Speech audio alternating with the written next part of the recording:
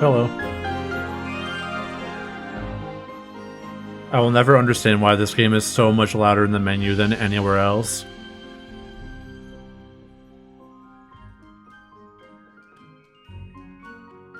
I'm still... How's it going? It's going good. I don't know, weather's been fucking me up. Because it went from like 70 to rainy and 40 for like 3 weeks. And now it's like 65 and like nice out. But now I have to like reacclimate to the weather again. So that's pretty rad. Hope you're doing well, Nox. Alright, this is too loud. I just need to load in. This is so fucking loud for me.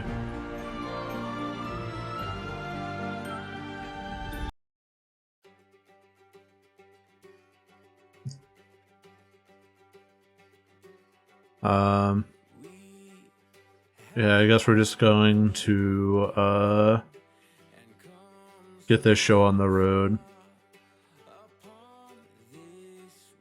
I'm not doing either of their hearts to hearts. I'm not doing that party banter because I could care less. Alright. Off to Alarinthia we go. Finally. Solitude in E minor. Yeah, E minor, woohoo! But now I can actually think.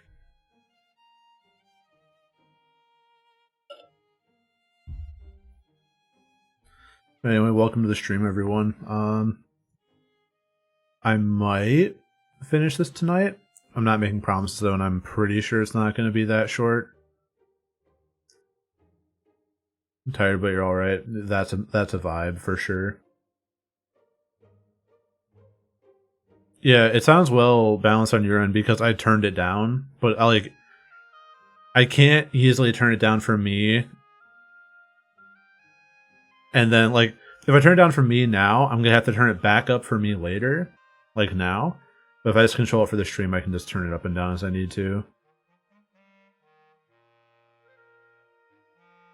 But yeah, I don't know. I had a weird night of sleep last night. I just fell asleep at like 3 in the morning or something, and just like basically slept in half-hour bursts until 9:30. I got out of bed. I'm like, well, today's gonna be one of those days, and then wouldn't you know it, it was one of those days. But yeah, make it through. Gotta finish this game so I can play other things that are actually games that I want to play. Not that I don't want to play this. I just want to. I prefer playing things that require motor skill, not vocal cord skills, because it hurts my throat. After last stream, I was like almost out of commission. Like my voice was shot. I don't know if it's because I didn't drink enough water or what. Maybe it's a combination of like sinuses and whatnot, but it was weird. Hopefully get through this one without any trouble though. Anyway, let's get started, shall we? I make my way down into the crew area of the ship. My bed isn't too hard to find, and at least I have privacy. Doesn't look very private to me. I find myself remembering what Grizz told me about the blade. It bends to the will of the wielder. That much was true. I've been able to use it to accomplish so much already.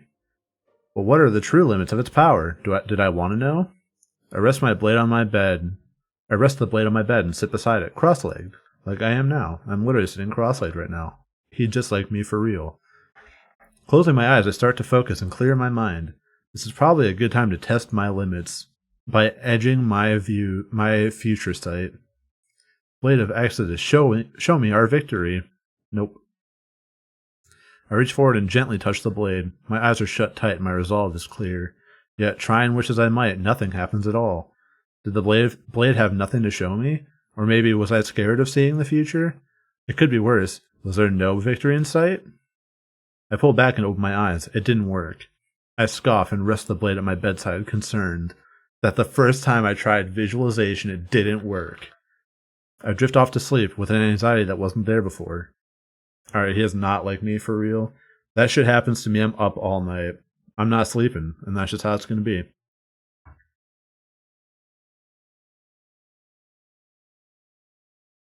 When I wake up, I see the sun pierce through the windows, like it was when I fell asleep. I only slept for 2 minutes. With everything I was told, that means we're in Alarinthia. How fucking long did this guy sleep? 16 hours? Were the heart-to-hearts longer than, like, 5 minutes? I grab the blade and immediately get out of bed. Running around the ship, I see nobody in sight.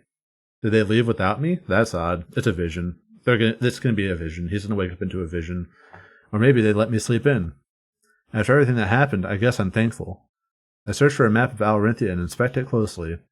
If they left, then I should be able to meet them at the docks. Ain't no fucking way that they're just gonna leave the vulnerable sleeping seer, who's the target of literally God and his boys, alone on a ship. No, I refuse. When I exit the ship, I notice everybody standing around outside. Ulrich stands strong and tall, but all of my other comrades look defeated. Fanning themselves, it's clear that the heat is the source of this exhaustion. This game fucking sucks.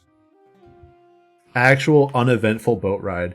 Dude talks to 4 people and then passes out for 19 hours and wakes up alone. No wonder you didn't see victory. You're gonna fucking y'all are gonna lose. Not only was it uneventful, it wasn't even long. Phil and Leviathan doesn't show up and eat someone. True. Like, where's the giant scaly creature that like boards the ship sent by the Triumvirate? You have to fight him. Oh jeez, this is almost unbearable. Oh, like, how do people even live in this heat? It's only been 10 minutes, I already feel like death. My makeup's running too. I can feel it in my butt crack. It's so gross. You get used to it, trust me. Besides, a lot of the natives are draconic. Their bodies don't handle the mainland too well. Oh, I think I read about that. Hopefully they can adapt just as fast as we can. We'll be marching into Baltius together, after all. Yeah, I wouldn't worry about it too much. Just make sure to have a drink on you at all times. In this desert, dehydration is your greatest enemy. Right. They part ways and go about their business. Ulrich goes towards Pro and they start talking in private.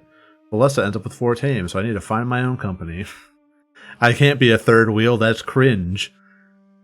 Damek and Hal stand together, so I slowly walk towards them. Hopefully some of the tension has settled after the long voyage. It would be detrimental to have 2 senior staff constantly at arms. Senior staff? How's Hal senior staff? Who gave him the promotion? Who okayed this with HR? Did payroll hear about this? Are we just fucking promoting him for free? What's going on here? Hello, Pants. Hey. Assistant manager Howl. Yeah, middle manager. He's howling at the fucking corporate hellscape he's landed himself into. Or they've landed themselves into, because it's multiple, like, spirits. I was just about to ask Hal about Alarinthia. Surely it looks a lot different than it did back then. Legends dictate that it was once lush and full of green. Full of weed. At least 6 people in there adding middle management already. Yeah, everyone's actually a manager. Just one person's on the lowest rung. Legends that lie. Wait, really? But that can't be true. The destruction of the idol turned it into this desert. Without spiritual energy to nurture the land. Oh, wait. Precisely. Alarinthia has always looked this way. This legend you speak of is simply a poorly conjured tale, yeah. We often create stories to understand what we cannot grasp. Wait, does that mean that Valnorth will be fine without the idol? Correct. In our prison we had no power. There's no logic behind these assumptions of yours. At least, no logic now that you know the truth of our kind. Yo, what's up, the world? Welcome. How you doing, bud? Hope you're doing well. Time to pawn the idol for Big Mac.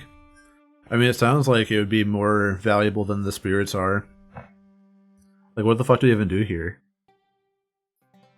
Hal should be using his middle manager powers to find out what the fuck the spirits are getting paid for. Because they're just sitting here. Oh, they're saving the world. No, they're not. They're lying on their stand-up updates. Like, what's going on? They're violating Scrum principles. Big Mac kinda eh. How could you say something so controversial yet so correct? I'll double down on that. Not KFC double down. That's probably trash. I never had it though. Whopper shits on the Big Mac. I'll die by that one. I'm a Burger King truther.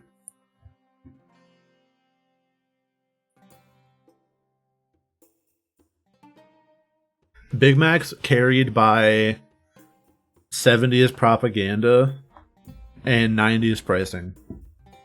But it has neither anymore. Dude, there's a 10-hour video of that song. I listened to it for like several. It was stuck in my head for a minute. It was awful.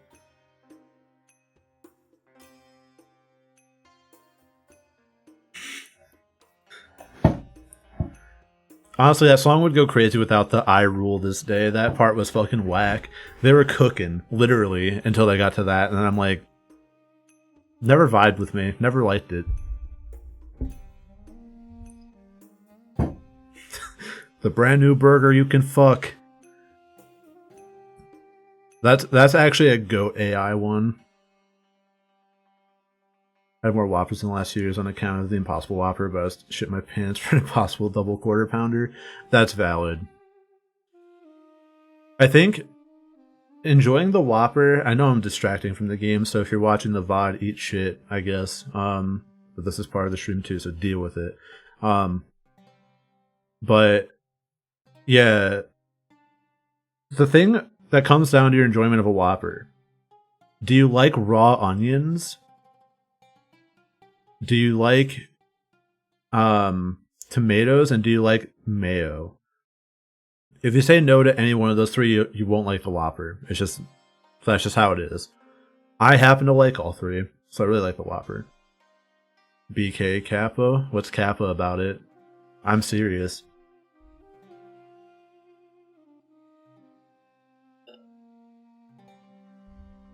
My fun fact is that I've been privileged enough to, at one point in life, eat at the Burger King foot lettuce Burger King. Maybe that's why I'm enlightened. Someone else's foot fungus has awoken me to the truth of BK and why it's better than McDonald's. It also could just be the fact that it doesn't take... That asks for extra lettuce? No. Unfortunately not. But I think I got an original chicken sandwich which does have lettuce on it, so close enough.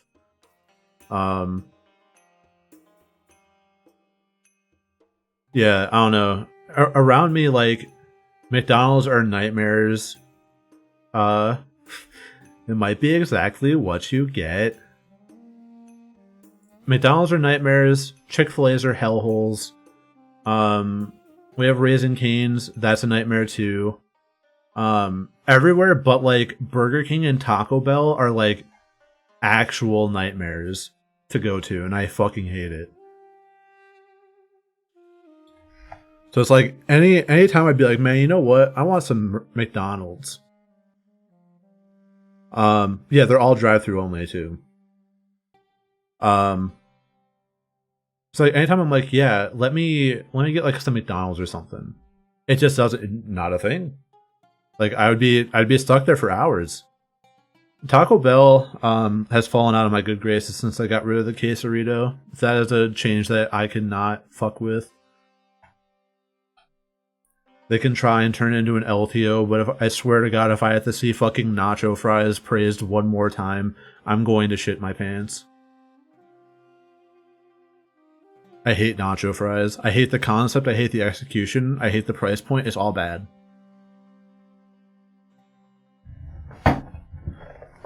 There's no point in time the dip is good. Isn't it just cheese?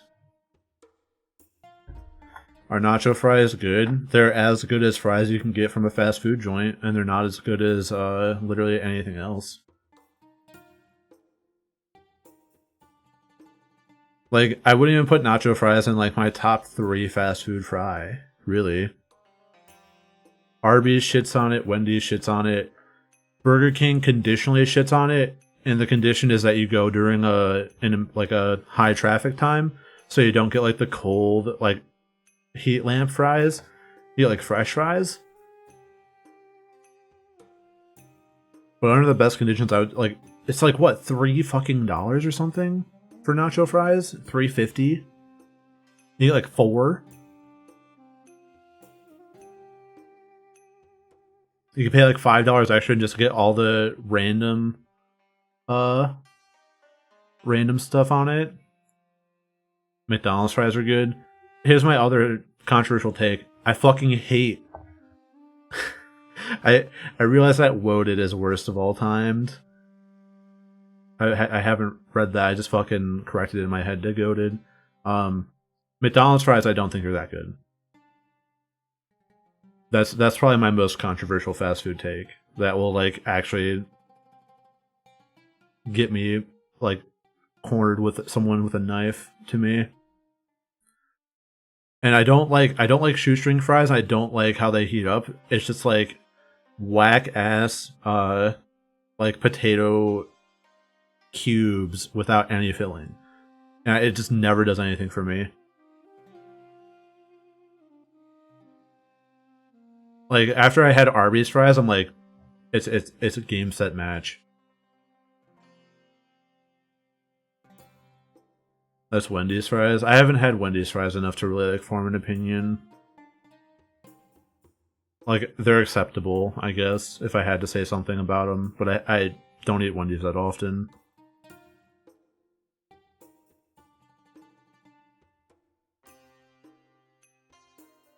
If the Baconator didn't cost like $40, I would probably go there more often, but I have arteries to look out for or something. Wendy's cost a mortgage to eat now. Yeah, let me go get pre-approved for my fast food order real quick.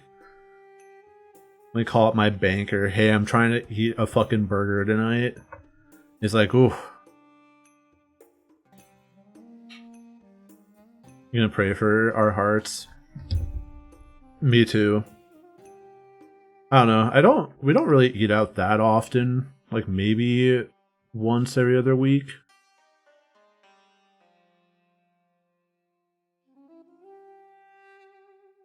Just over time, you get a collection of experience. Generally, what we do is we save our gluttony for birthdays, and we just go completely overboard, and then we're in stasis for the next like 10 to 12 months. I do kind of miss the pandemic where I never wanted to leave the house, and we didn't trust fast food joints enough, so we went like probably 8 months-ish without even like any fast food at all. That was tight. Everything else about it sucked, but like the health benefits were tight. Alright. We can continue the sidebar, but I will continue the dialogue.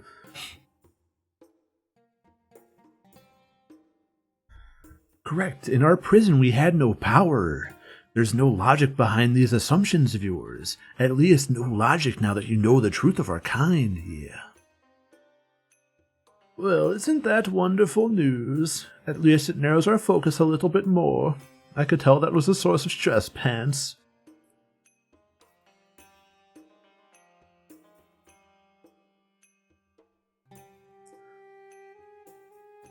Do I really want to polycool with Howl?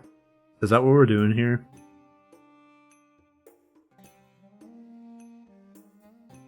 Okay. Please refrain. He crosses his arms and looks around the docks. I can tell he's wondering why we're still standing around. Damn, rejected. by the necromorphed body filled with spirit. After all, we were on a tight schedule with the ball and all. Normally there'd be a lengthy immigration process, but due to the ball, this nation is open to everybody. It's a long trek, but we can head straight into the city. Yeah, this is the Pan 137 so sad moment. I only want to hit partner in my life so that I can get rid of the 137. And I can just be like Pants EX so sad or something, or Pants X so sad.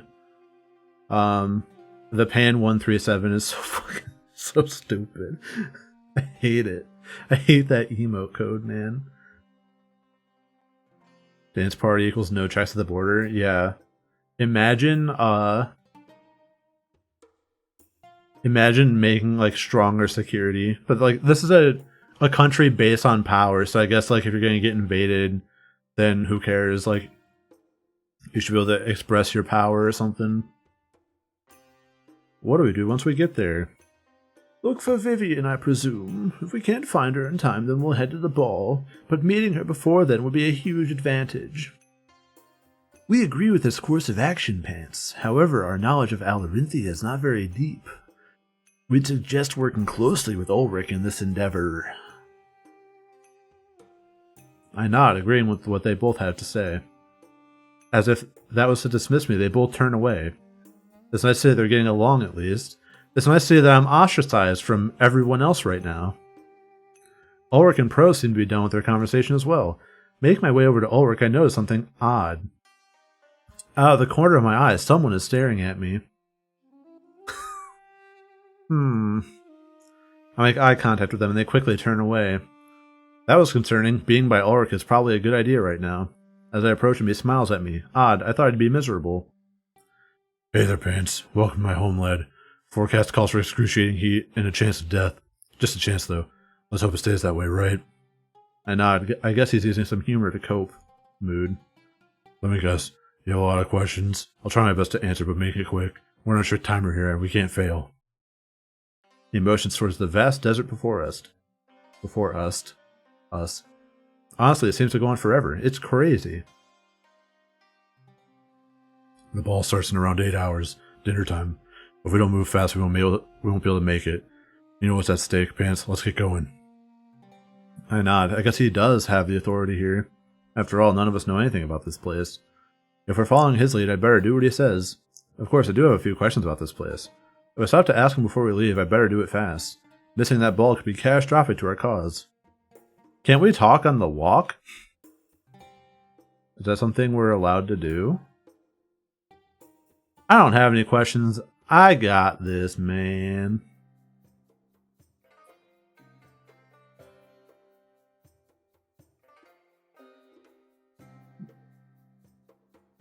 What's bruh? Doesn't have enough brain cells to walk and talk. Thanks. It's supposed to be me, so yeah. I guess that's valid. We take slow, heavy steps through the deserts of Alarinthia. It looks like Pony Pound Town from Dark Souls 2, except hot. Heat assaults us and the humidity is thick, like sheets in the air. This is a dumb question, but do deserts get humid? Is that a thing? Like, I guess it's on the ocean, so maybe? Like, it's just a fucked up beach? But, like, the whole concept of desert is that it's dry? Because that's why nothing can grow there? Because it's not wet? Hello? Yeah.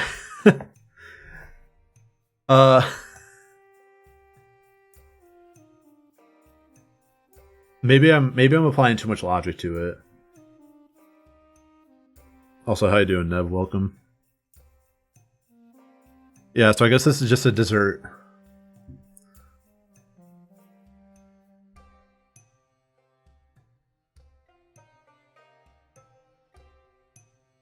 But Antarctica is a desert. Fair point.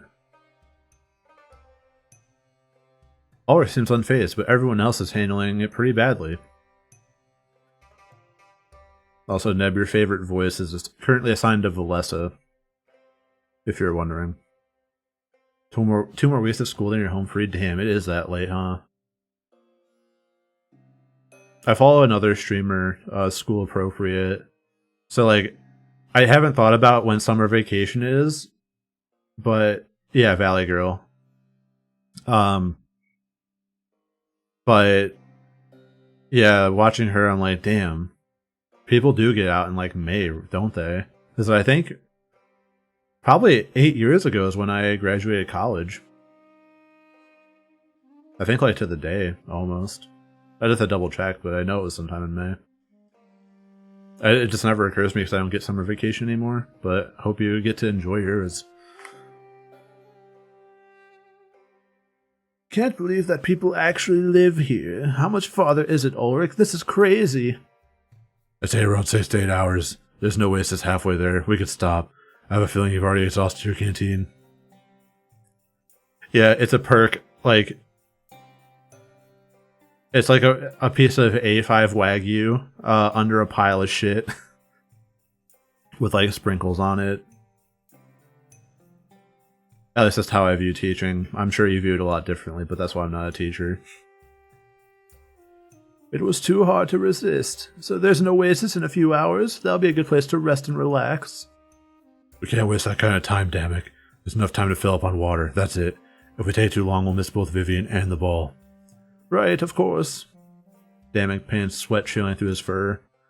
He's not alone, though. Almost everybody acts the same. Hopefully things will cool down once the sun started to set. The Digimon game I did also love the Squidward older lady smoker's voice. I think there's no Smoker Sam voice. Pro is currently our Squidward. These are our party members. I don't know if you've watched or been lurking for the previous parts. So they come up somewhat often, but not totally often. I feel like Vivian's going to be the next recipient of Smoker Sam voice, but we'll see when we get there. Also, genuine question. If furries sweat, do they have to deal with, like, constant matting in their fur? And by that token, is it like, is there a furry equivalent to, like, a barbershop? Like, do they have groomers? Or is that, like, considered too submissive? That's a fully genuine question. Like, in these worlds, does that happen? Or is it like, suspend your disbelief and everything's perfect?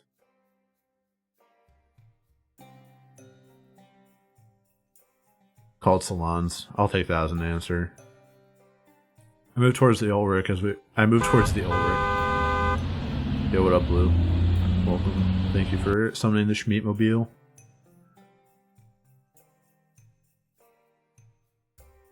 Your MVP will come through in just a second, when I least expect it. So will that.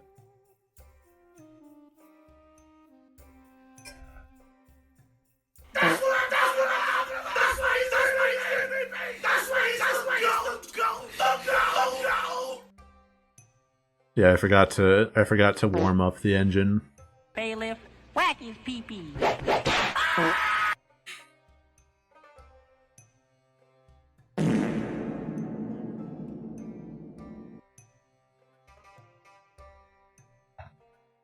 Anyway. Prize. If any furries are watching this on YouTube, feel free to leave a comment on if salons are actually a thing that furries have or not. Anyway, I moved towards Ulrich as we walked through the desert. He was our guide, so I shouldn't let him out of my sight.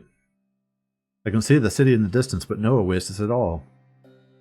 Back in the day, they used these deserts as punishment. Criminals were sent out here, and they had to prove their worth. If they were strong enough to survive, they'd be taken back in. Alright, Nosh, drive safe. Have a safe trip to work. What am I referring to as furries? People who actively engage in furry subcultures.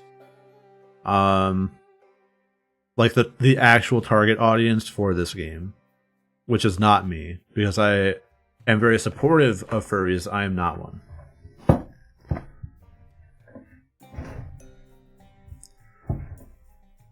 Assume dry cleaning.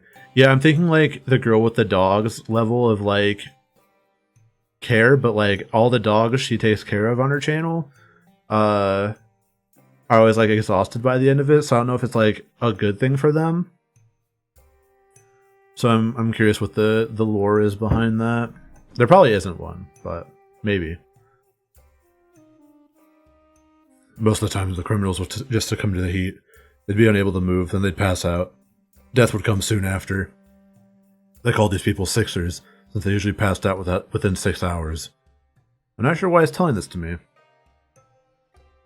If he wants to pep me up, he's sure failing. We'd be out here for more than 6 hours. Yeah, the Sixers, this is a premonition for the 76ers Game 5 coming up. James Harden's going to lay a big fat goose egg. Joel Embiid is going to fucking like, I don't know, do Joel Embiid things and not show up. But then Game 6 are going to go crazy.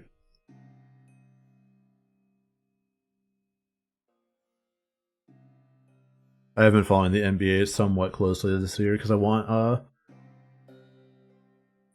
I'm bandwagoning the Lakers because the Kings are out.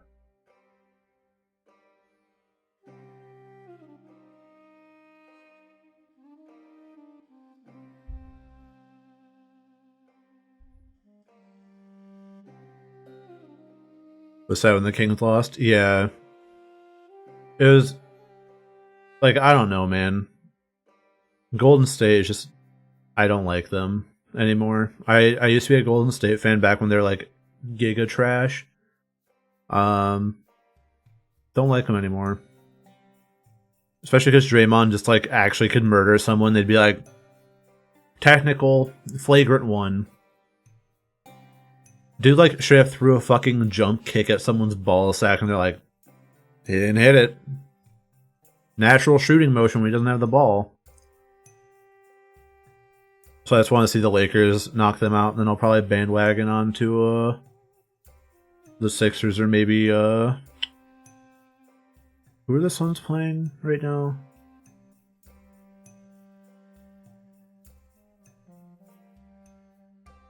The Nuggets. Yeah, whoever wins that series, I'll just bandwagon them. Because the Nuggets beat the Cavs, so I'm required to just go up the lineage.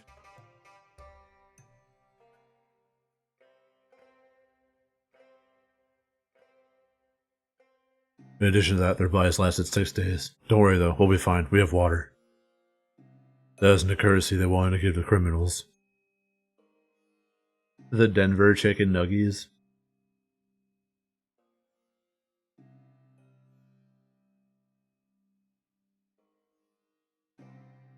The Denver Tendies. The goaltendies. Well, at least that makes me feel better. You're probably wondering why I'm telling you this story. It's because he is a prisoner. He was one of them. He smiles and holds out his arm. Rotating it slightly, he shows off his tattoos. If the Sixers survived, they gave him special markings. They were pardoned and to be respected for their power. A bit of a secret, you know. Just keep it between us, alright?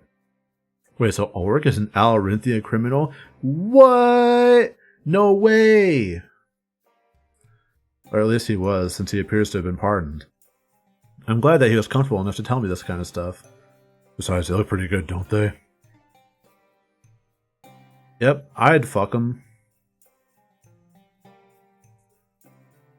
You're definitely not the first one to say that. I didn't like them at first, but they grew on me. Literally.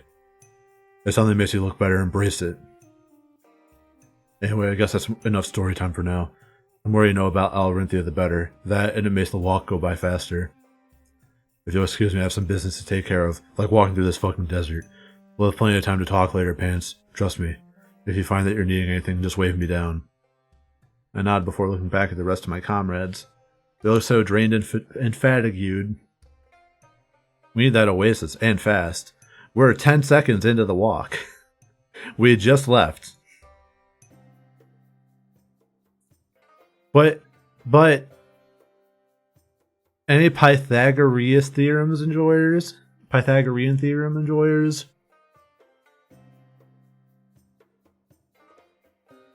Can I get some fucking a squared plus b squared equals c squared shit?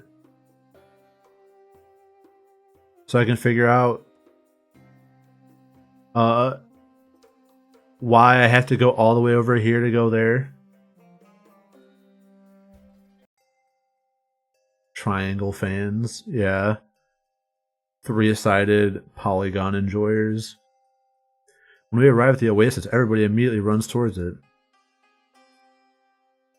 It's like the Mercator projection, it's not actually that size. Yeah, probably. Maybe they should hire better artists for the maps.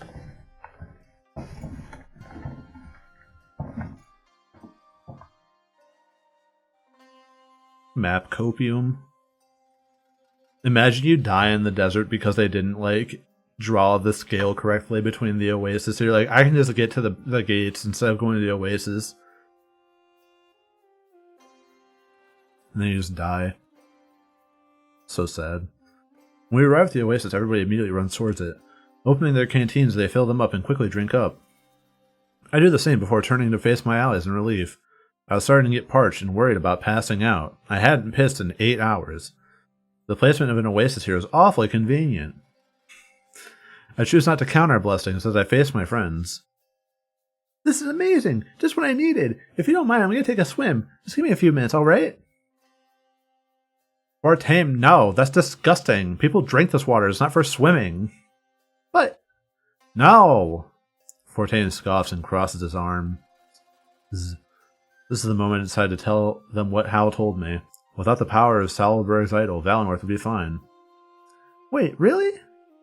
That's amazing. And you're certain about this? Well, I kinda asked the guy who's just spirits in a fucking body. I nod. Hal was definitely a reliable source. There was now an upside to all our shaken faith. I totally need to hear some good news. This trek through the desert is downright awful. When we get back, let's all go back to Valinor. Yeah, definitely. It'll feel so good to be back home. With your vision and that dim idol, my outlook was so grim. But now that attack won't happen and the idol doesn't matter. Long live Valinor? Long live Valinor! Shaken faith and I helped. We all smile before parting ways. I look over at Ulrich and Pro. They're talking to each other, but very quietly, almost secretive. I choose not to interrupt them and make my way over to Damek. Go interrupt them, dude. Hey, we were just talking about our future options. I mean, would we rather side with Vivian or Draku? I think Vivian is the better option, but Hal disagrees. Shocking that Hal wants to side with the strongest person. As we seem to do on many matters, we need strength to win the upcoming war, Damek. Vivian cannot deliver as much strength. We only hope for her nation. If we could win wars, we wouldn't even be here. In times like this, we're glad that you're not in charge. We trust that the monarch will make the proper decision. Well, what do you say, monarch? If you had to choose right now, what would you do? Just a hypothetical, of course, nothing set in stone. I don't trust strong people in this world to be morally correct. So I think they would just backstab me and kill me for their own ends, because that's what power is. And was said as much in like 8 different scenarios, because like the pirates you side with, it's like, oh well, if you side with the other one you just die. Turning the people into fury zombies was bad because it was just strength, and there's a chance that they'll just kill us, but they're actually they have fealty towards you. And now it's like, oh yeah, let me side with the really strong person. That's a great idea. I've never thought about that. There you have it, Hal. We need to think about the future of this world too. It makes sense to give Alarinthia a new form of leadership. There's nothing wrong with the way Alarinthia is run. You cannot change it simply because you do not like it. Such a move would make you no better than the Triumvirate. That's not even what we're saying. But sure. We cannot become the enemy we seek to dethrone. Your way of thinking requires some re-evaluation, dammit. You may say means to an end, but so is the Triumvirate. You can't change it because you don't like it. Yeah, literally the whole lead up to this is, hey, Vivian's already going to commit a coup d'etat.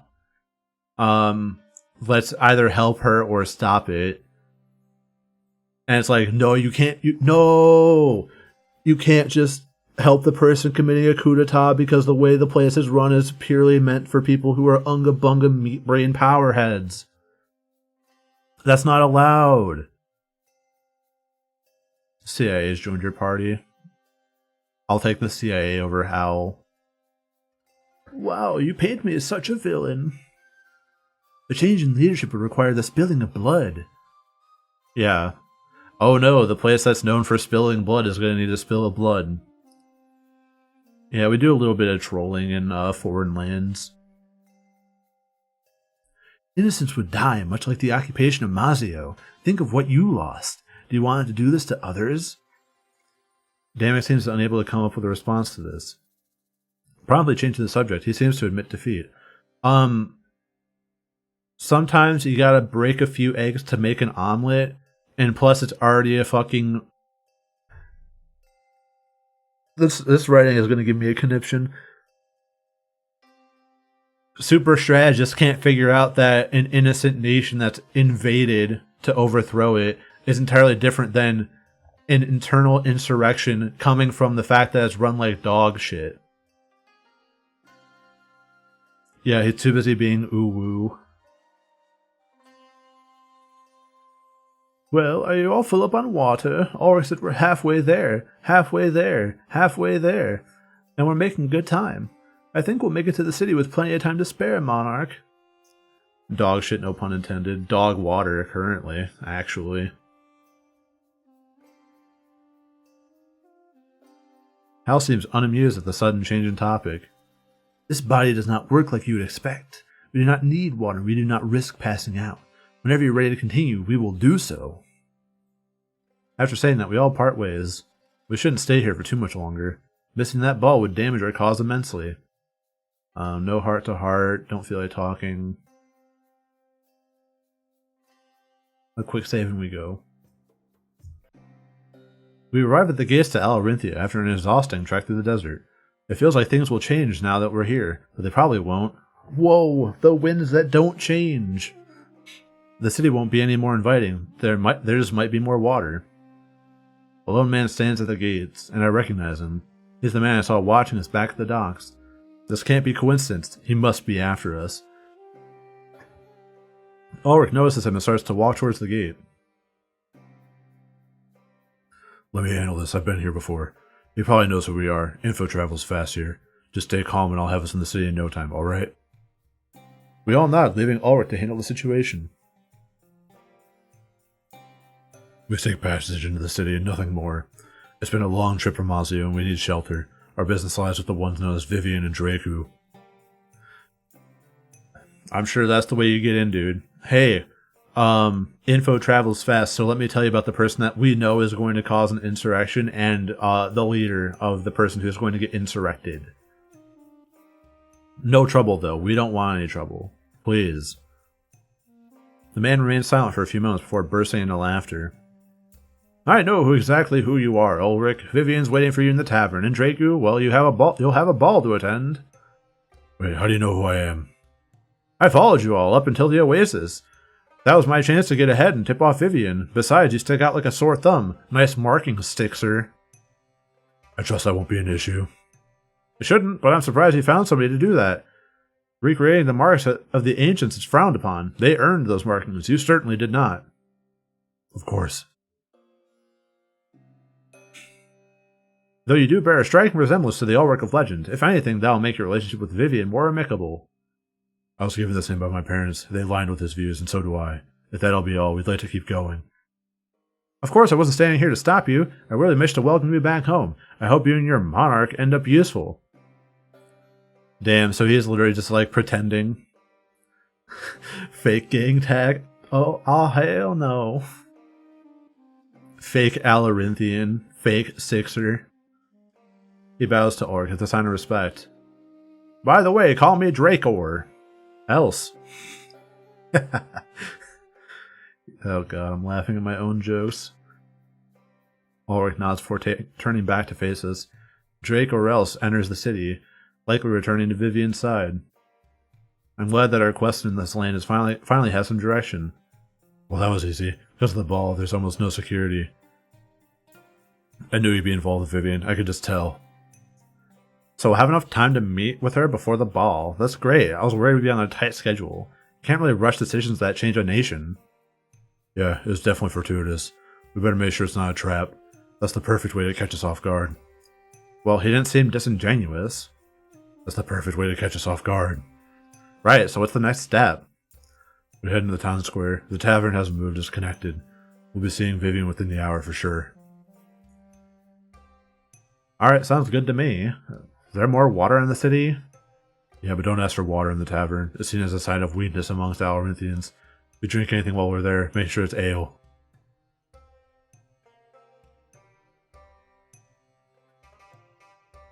Only drink beer in the place where there's such a harsh temperature that it will just drain you.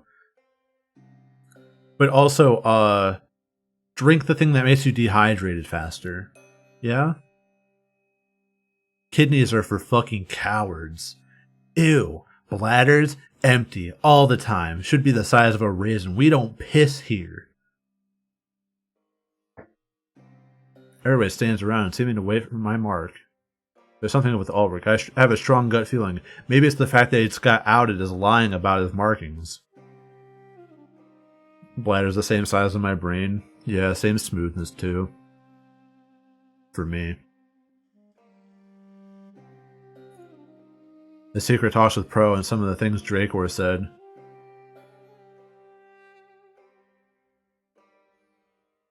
I want to see what happens because they created monarch vessels.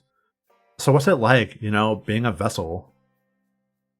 It's not much different than when we were alive. There are simply voices in our head, lots of them. The monarchy guides our every move. They're fueled by the rage of their imprisonment. Everything inside of us tells us to fight and to kill. When the time comes, we will fight for this world. The wounds on our bodies hurt us at first, but like white noise, we've phased it out. It only flares up every few minutes now. And how bad is it? We feel every wound as if it was freshly inflicted. It's almost like we exist on the edge of life and death. Our body is able to fully commit to either side of the spectrum. That sounds horrible. Horrible, yes, but also necessary. With our aid, the triumvirate shall fall. Justice will finally be given to the monarchy. When we can deliver that justice, the pain is worth it. We embrace this as a gift, and we will honor the monarch. Without their choice, we would not be alive to fight. I wish there was a way to make the pain go away. After this war, you're still going to suffer. We're not the only ones who will continue to suffer. The wounds endured during this war can also be emotional. Scars will haunt all of your forces. We're not the only ones. Right. Imagine living a half-life for a fucking monarch. Yeah. I don't know, man. I hate the fact that they're still trying to sell me as that's corruption. Like, the other option is literally turning someone has no life, you give them life but it's painful. Versus someone has life, they just watched all their friends die, and you go, hey, shorten your lifespan to 6 to 12 months voluntarily.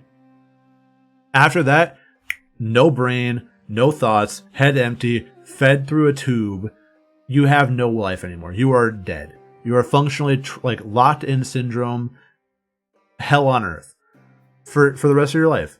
And reviving someone's the bad option? Boy, if you don't. Anyway, I'm going to take an early break. I've been drinking too much water, ironically.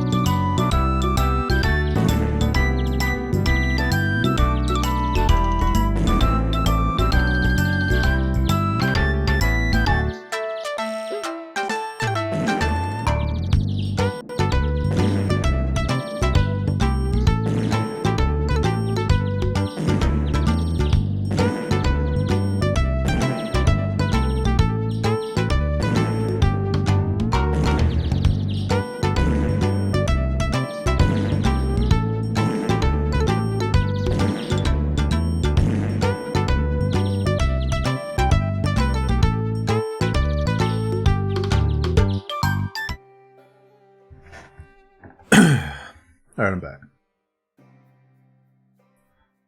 Had a quick snack, cracked out 10 squats, and I'm good to go. Travel to the city, yes. A coliseum? Boy, I hope there's an arena minigame with a combat system and everything. That'd be tight.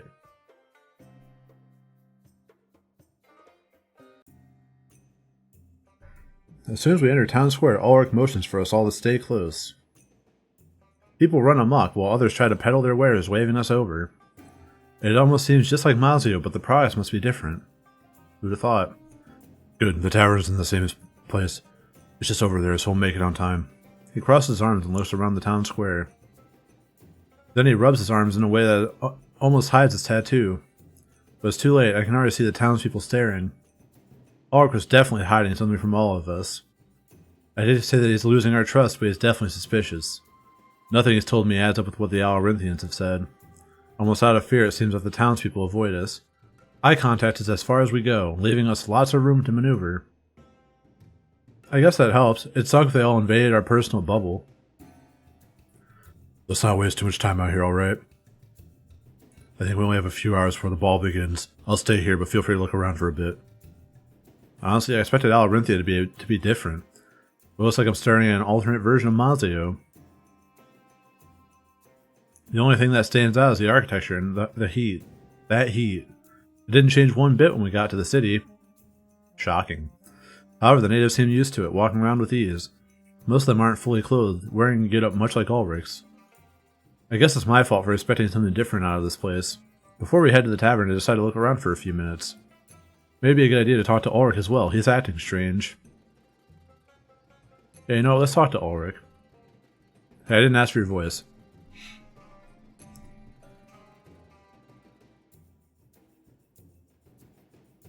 How did you actually get those scars?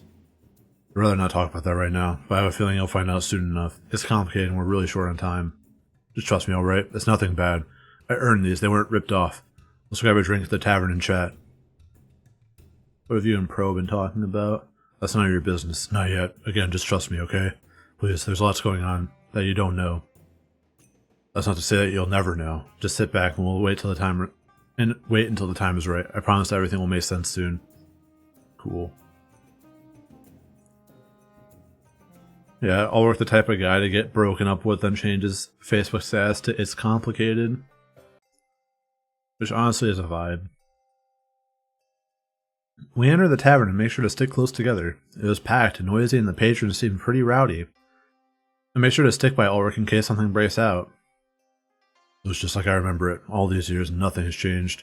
Guess there's no use trying to change perfection. Yes, it looks much like it did in our time as well. If memory serves, Alarinthia is home to a unique wine. Pants, if you have a drink, we would suggest that. Wow, he actually knows what he's talking about. I'm buying a few bottles to bring back to the mainland. The climate of Alarinthia affects the taste of everything. Some in a good way, some in a bad way. I won't bore you with the details, but the wine is great. Let's find Vivian and get everything started, shall we? We all nod to one another and venture deeper into the tavern. It's a wide open place with no doors. I can see right outside of the market. It makes things noisy, almost unbearably so, but I'll have to deal with it, just like every bar and every restaurant nowadays. We approach the bar. I assume Ulrich is going to ask after Vivian. I can't even see Dracor. I look around and notice a bunch of eyes on us. Part of me starts to wonder if this was a trap. Something feels odd. A man sneaks up from behind us and stands between me and Ulrich. He has a drink in his hand and he slams it down on the table. Some of it spills on the bar. The man must be intoxicated. Hey, would you let me buy you a drink? Something tells me you're not from around here. I know a lot about this place if you need a tour guide. Before I can answer, Ulrich gently pushes him away. Look, we don't have the time for any antics, but if you know where Vivian is, we could use some help. You're right about us being foreigners. We've come a long way. This random is not trustworthy. True. Oh, you're looking for Vivian? Why don't you say so? Follow me. Ulrich and I stare at each other at unease. We'd rather stay here if you don't mind. Following strangers isn't the best idea. Alright, I'll be back. Normally I wouldn't do this, but I trust you. Have I seen you before? You look familiar. No, now please leave us be. Don't bother us again unless you have Vivian. I'll ask the barkeep in the meantime. Maybe they know. The mystery man nods and walks away from us. I doubt he'd be coming back. He was probably a scammer. Is there something about us that marks us as an easy target? Marks us as easy targets, rather? No, I guess I'll start. Before I can continue, Dracor sneaks up behind us too. Ooh, you managed to do some work, Ulrich. I use my manners on worthwhile people.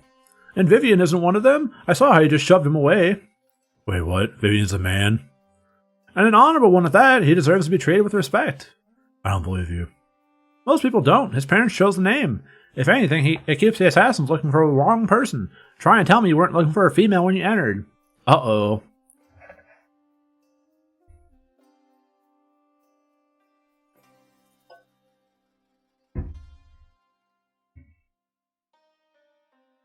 I've been called out. Maybe it's because the writing has always said she, her, but I don't know. Dracor had a point, though. Let's get this over with then. We need to talk about securing an alliance. Then we'll do the same with Draco and take the best deal. This game's getting a bit divisive. I mean, the game's always been a bit divisive. But how so? Vivian approaches us and stands beside Dracor. You told them I was having fun, Dracor. That's in short supply these days, thanks a lot. They're on a strict schedule, Vivian. The ball opens up in a matter of hours. Oh. I don't know. Maybe you're seeing something I'm not. Not going to bring up actual political things? Yeah, I know. I think that was kind of the joke they were getting at. Oh, no, well, not the joke, but the surprise, the twist, the punchline, if you will. Remember, you still have a move to make. Right. Challenge at the ball. Move aside. I'll explain our plan to Ulrich. If he has any sense, he'll aid our cause. Dracor nods and steps aside. Our comrades gather around, having realized what's going on. So Vivian's a guy? I guess so, but don't say that too loud. It only tells me it's not common knowledge. Very smart. It helps you stay incognito. We were all looking for a girl, weren't we? Yeah, something like that. Either way, I'm glad this worked out. We should probably talk terms with him. You have a nice group of comrades, Ulrich. Start by telling me about him, though. Vivian stares at me. This is a reasonable request. My position beside Ulrich implied we were closer than the rest. This is the monarch, heir to the throne of Alestia. After we take down the triumvirate, this is his world. A crazy claim, I know, but we have proof of everything. Vivian blinks a few times, clearly confused. Let's continue under the assumption I understand. At the end of the day, you want my army to age, right? I think I chose male pronouns at the start.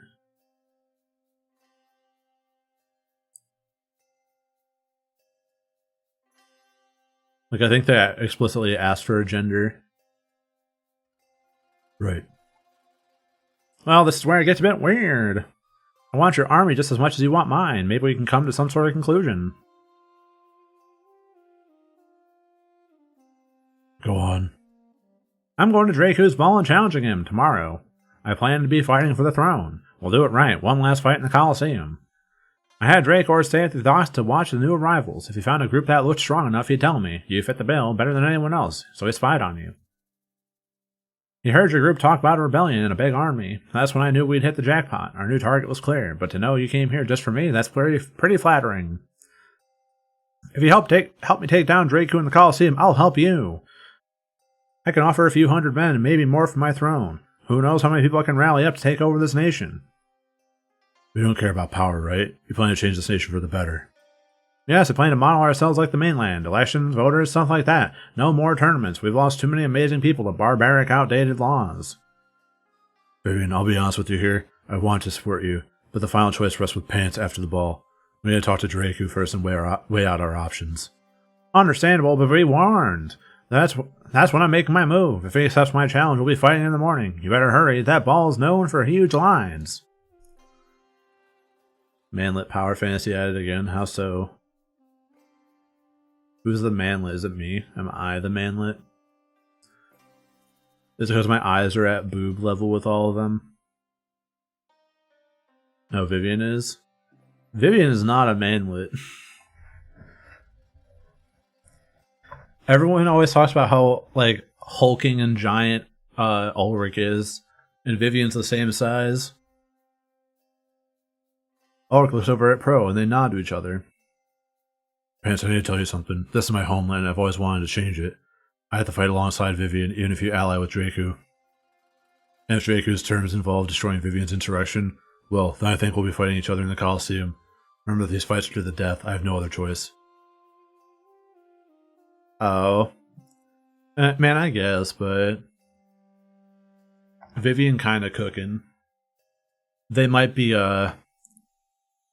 femboy dragon insurrectionist based. Fighting Ulrich? There's no way I could do that. I'll choose Ulrich as my champion then. Champion? Each side gets to choose a champion to fight with them. Aside from that, they get to choose 20 to 30 fighters. Everybody that didn't make the cut for a champion as an example. That means myself, Ulrich, and my army would fight in the Colosseum. The battle ends when either the champion or the leader is fallen. Now I know for a fact that Draku doesn't like to lose his own men. So if I challenge him at the ball, after you ask him for his support, I bet he'll make you fight me for it. You know, use your men instead. He's predictable, but you can use that to your advantage, Pants. I hope it doesn't come down to fighting each other, but for the future of this nation I will do what I must. Now let's get to that ball and see what Draku wants. He's probably expecting you. Dracor scoped you out. I'm betting Westy did too. That's Draku's right hand. Just be careful out there. I would make my move right after he addresses his people. Make sure you're there. That happens in the throne room. Just don't make the wrong choice, Pants. Go with me. He smiles before walking with Dracor in tow. So he needed us just as much as we needed him? I guess in this case that worked out in our favor. I didn't expect Ulrich to side with Vivian, though. Oh, sure. I thought he'd wait for my choice and fight alongside me. To know we could be enemies in the Colosseum, that's terrifying. Man, I'd work him. He'd be fucking gone. But it seems like a real possibility with each passing second. It made sense for Draku to use expendable foreigners as the supporting fighters.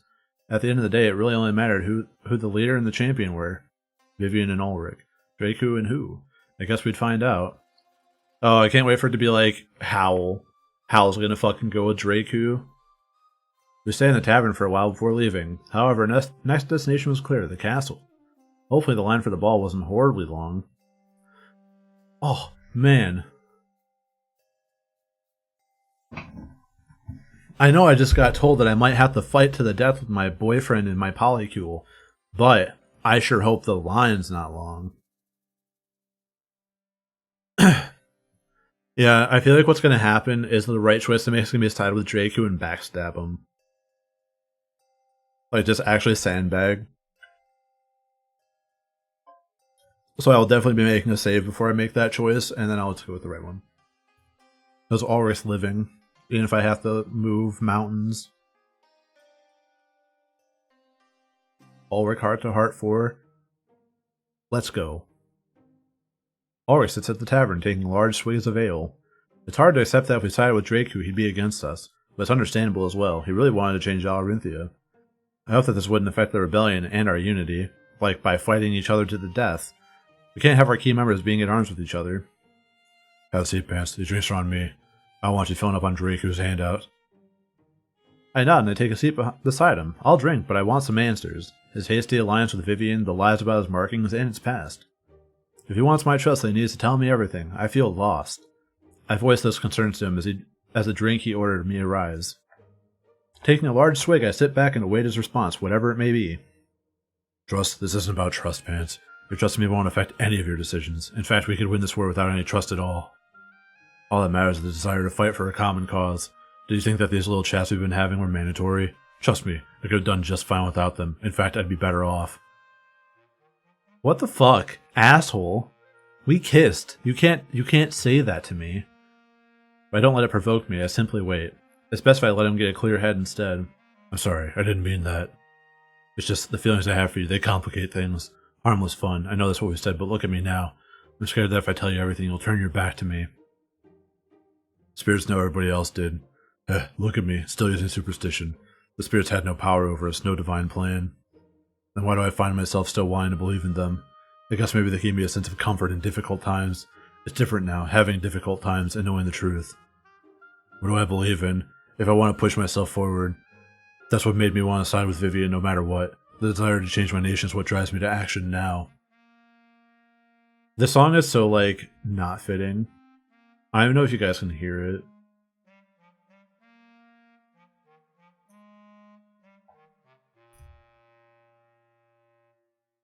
A little bit of an oboe solo.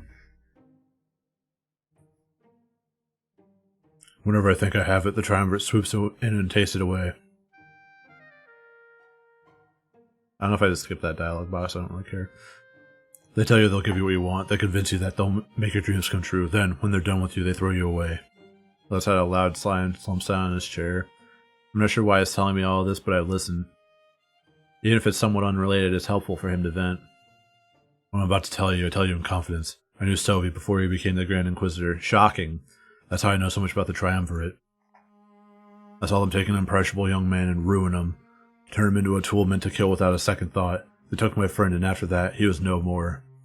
That monster we fight may look like my friend, but that man is long gone. They made sure of that. I promised myself I'd never let them do that again. I failed. They got to Shane just like they got to Stovey. It's almost impossible to shake off their influence. They just have this way of convincing you. I continue listening, and we take turns drinking. Soon after, a second drink comes for each of us. I believe every word. I knew there was a connection. Damn, check out Sherlock fucking Holmes over here.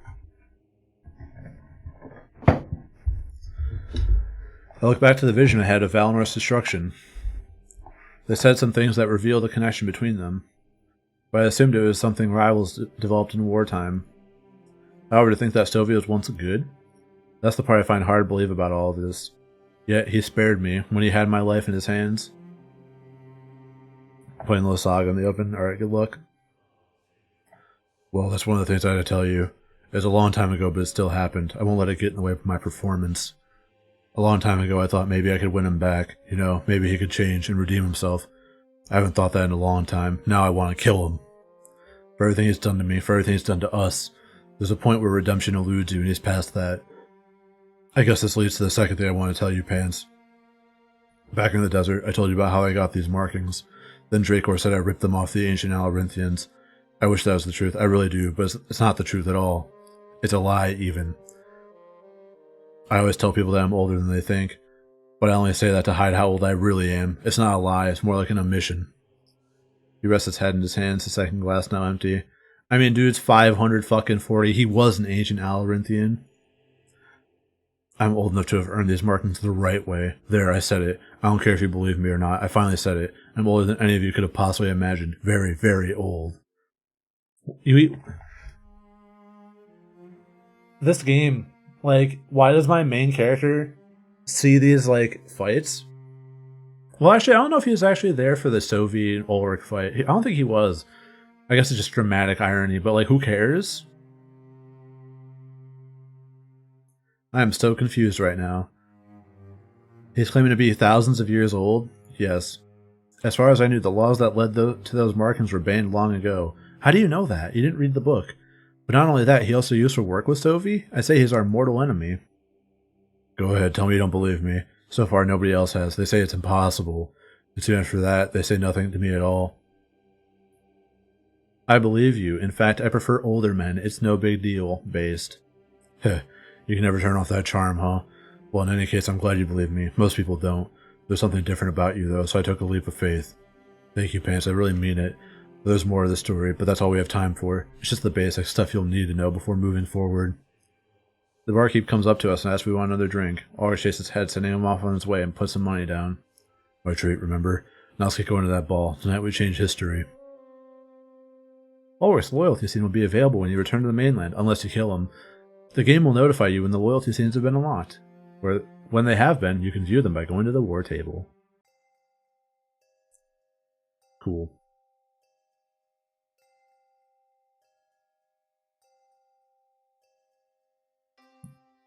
I can't believe Ulrich's actually 8,000 years old. I can't believe he's 14 million years old. Travel to the Casterly? Yes. Casterly Front. We enter the Casterly gates, and to my surprise, I see trees like back at home. There's grass too, almost as green as the grass back in Valenworth. I have no idea how Draco got this here, but it sure wasn't cheap. Wow, this is incredible. I know you said he was rich, but this is crazy. I've never seen such a fancy place, not in my entire life. Damn, he steps forward, clearly amazed as well. So this is where Draku lives. It seems a bit excessive, don't you think? I prefer our tunnels, a lot more secretive. Valverinthia is all about showcasing your power. Most rulers had a wing or two to the castle during their reign. It's only going to get bigger and bigger with each passing year. Unless, of course, Vivian takes over. He's not fixated on that kind of stuff. I can't imagine it getting much bigger, to be honest. What does one ruler need to do with all that space? Well, this is for my Funko Pops, and this is for my video game collection. This one's for the beheaded people who challenged me. Well, he has a large army as well, larger than Vivian's, but don't let that sway us. I think you've seen enough to know that this place needs changing. Yeah, earlier, siding with the smaller army was the correct decision. So I wonder if it'll be the same now that they've even put Ulrich's life on the line for the choice you have to make. I wonder. Right, of course. So what do we do? Just march right in? I don't see any guards or security. I look around, he's right. I just see lots of partygoers. They're all sipping on some sort of alcohol, and they look at peace. I suppose this is one way to stop the people from fighting back. I notice a large man exit the castle gates and slowly approach us. He's not carrying any weapons, so I doubt he's some sort of security. It looks intimidating, of course, but that's about it. Is this Westy? I'll take care of this, just like before. We can't risk slipping up in this castle. It's Castle. One misstep and everyone will be after us. We all step back, trusting Ulrich's word. He takes a few steps forward, meeting the mysterious man. Something tells me that this is Drake, who is a guard. I just know it. Westy, I presume. That's an interesting name, you know. Why does he look like Onision? Why does he look like, If this is someone's persona, I'm sorry. It's the artistic representation. I'm sure it's fine. He looks like, the, like, traditional goth emo kid from, like, 2010. Like, 2005-ish. And the front view is so cursed. Like, in the front view, his mouth goes up to his eyes.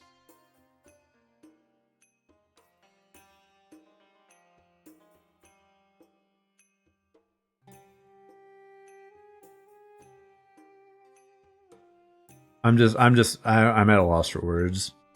I've seen people take this exact profile picture. Like, this exact one, down to the hair, the eyeliner. My parents bought me a car and won't pay for gas. I hate them. Yeah, like Midwest emo. Like Ohio is for lovers emo. So cut my wrist and black my eyes. Cut my wrist and black my eyes. That type of emo. You know what I'm saying? I mean, it's a vibe. Don't get me wrong.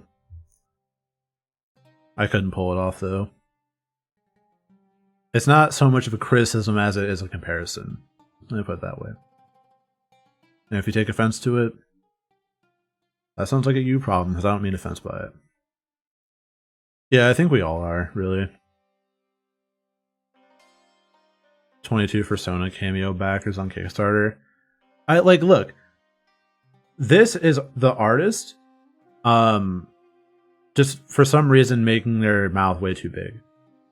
This is just a comparison. I'm not saying anything bad. As a matter of fact, if you were in high school at that time, you probably wanted hair like that. And I'm not in a position to talk, considering I have hair longer than that currently. The Onision was a bit of a bad comparison. I'll say that. That's why I immediately doubled back on it and went to more generic. Because it was wrong to compare them to someone who is awful. Objectively awful. So, I'll take blame for that. But it is just a funny comparison. Anyway.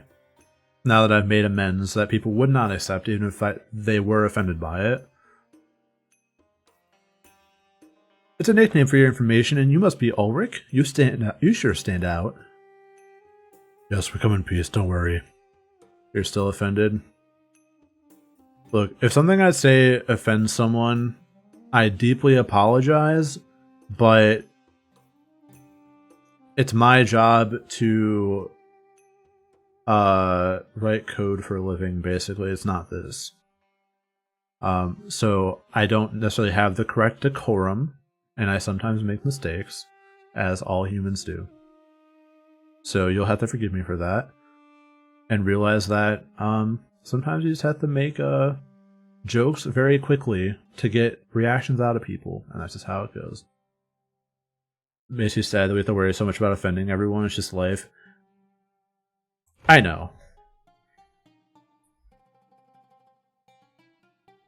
I can imagine being compared to a terrible person would probably not be well received. And that, I apologize for. Past that, like, there's only so much I can do without, like, you have to step on some toes, right? It's just a necessity. You're going to make fun of something that someone's going to be really passionate about. It's like, it's just, like, it really is Twitter culture to an extent, because, like, I can go on Twitter and find 10,000 people that are like, Big the Cat sucks my fucking balls, dude. And I'm like, I don't agree with them. But I just want to interact with that. And it's fine.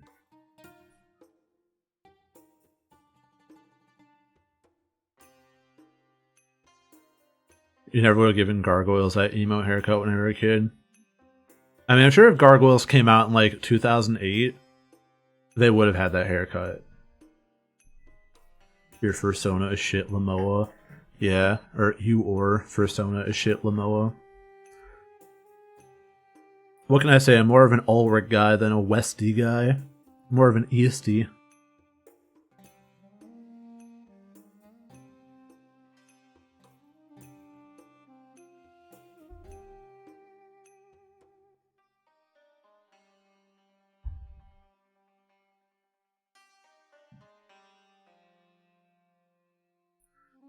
Yes, we come in peace, don't worry. We're here for the ball and Draku. Is it possible to request an audience? He's a bitty man, you know. So am I, so don't waste our time. Can we have an audience or not? Westy sighs and crosses his arms. The dude's got fucking pythons, though. This dude is actually juiced to the gills. Or I guess the scales. Fine, I'll let you in to see him. He has been expecting you, you know. We've been keeping watch since the docks. Just like Vivian's man. Yeah, but we let him get to you first, so it's not often an army comes here from the mainland. We wanted to hear his offer so we could top it. Top it? Draku wants our army as well. We're starting to become popular around here. Don't let it get to your head, Ulrich. You're as disposable to him as Vivian. You just happen to both be both disposable and strong. You may want to work on your public relations skills. Look at this ball and then say that to me again. That's right, you can't. Now let's get going. I'll be inside the gates when you're ready. Look at... Oh. My brain forgot that we were at a ball, and I'm like, look at this ball, and I'm like, imagine he just like drops trowel and is like, check out my nuts, idiot. So I was very confused. I'm like, what ball? He walks away, leaving Ulrich to turn back to us. Oh, fun fact. Did you know that the apostrophe in Dick's Sporting Goods is balls? That's my favorite joke. I've been making it for probably close to 15 years. So it seems like everybody has a use for us in this place. Vivian was probably right. Draku would use us to fight him. Well, that makes things easier, doesn't it? This is going to go exactly like we expected. Let's just help Vivian and get this over with. Draku has a bigger army, but Vivian has a brighter future. That's what we're fighting for, remember? A better future. It might be a bit harder to win, but we can still do it. Everybody nods, agreeing on this unanimously. It makes sense since they didn't want to fight Ulrich. But ultimately, the final decision would be up to me. This seems to be going pretty well. I hope we're not walking into a trap. Draku wouldn't try anything during his ball. This is about making the people happy, not scared. Let's hear him out and get this over with for good. Sure, sounds good to me. On your mark, pants. They all spread out and start looking around the area. Yo, what up, Rage Houdini? Thank you for the resub and congratulations on rolling Emerald Coast big.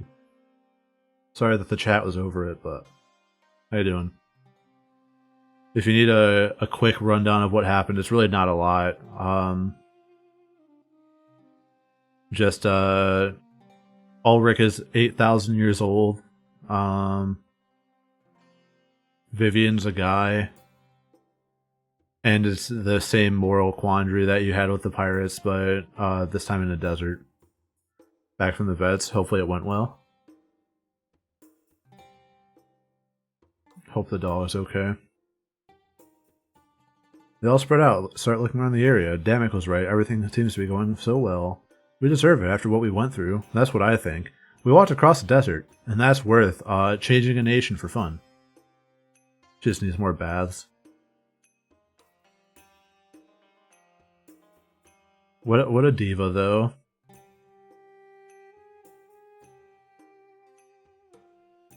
Needs more pampering, more focused pampering. She deserves it, though.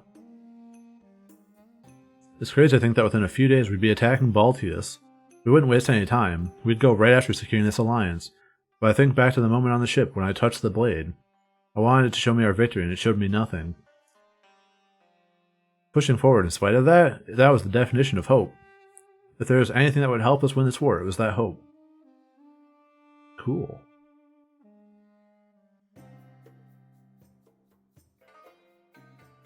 Throned room.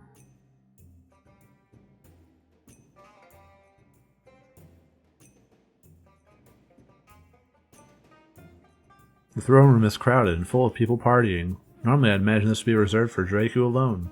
But right now, open to everybody, it's almost like a big ballroom. A man sits on the throne, watching the people as if it entertains him. That must be Draku. I scan the room and notice Vivian in a corner. Since no one knows what he looks like, he must blend in perfectly. He must have snuck out ahead of us while we were talking back at the gates. I guess all the pieces were in place. The ball is about to get interesting. I wonder how many people here were part of Vivian's insurrection. Westy stands beside Draku, and I see them whisper to one another. A few moments later, Draku stands up, eyeing down me and my comrades. I didn't notice how tall and imposing he was until he stood up, almost a match for Ulrich. Do they really have to make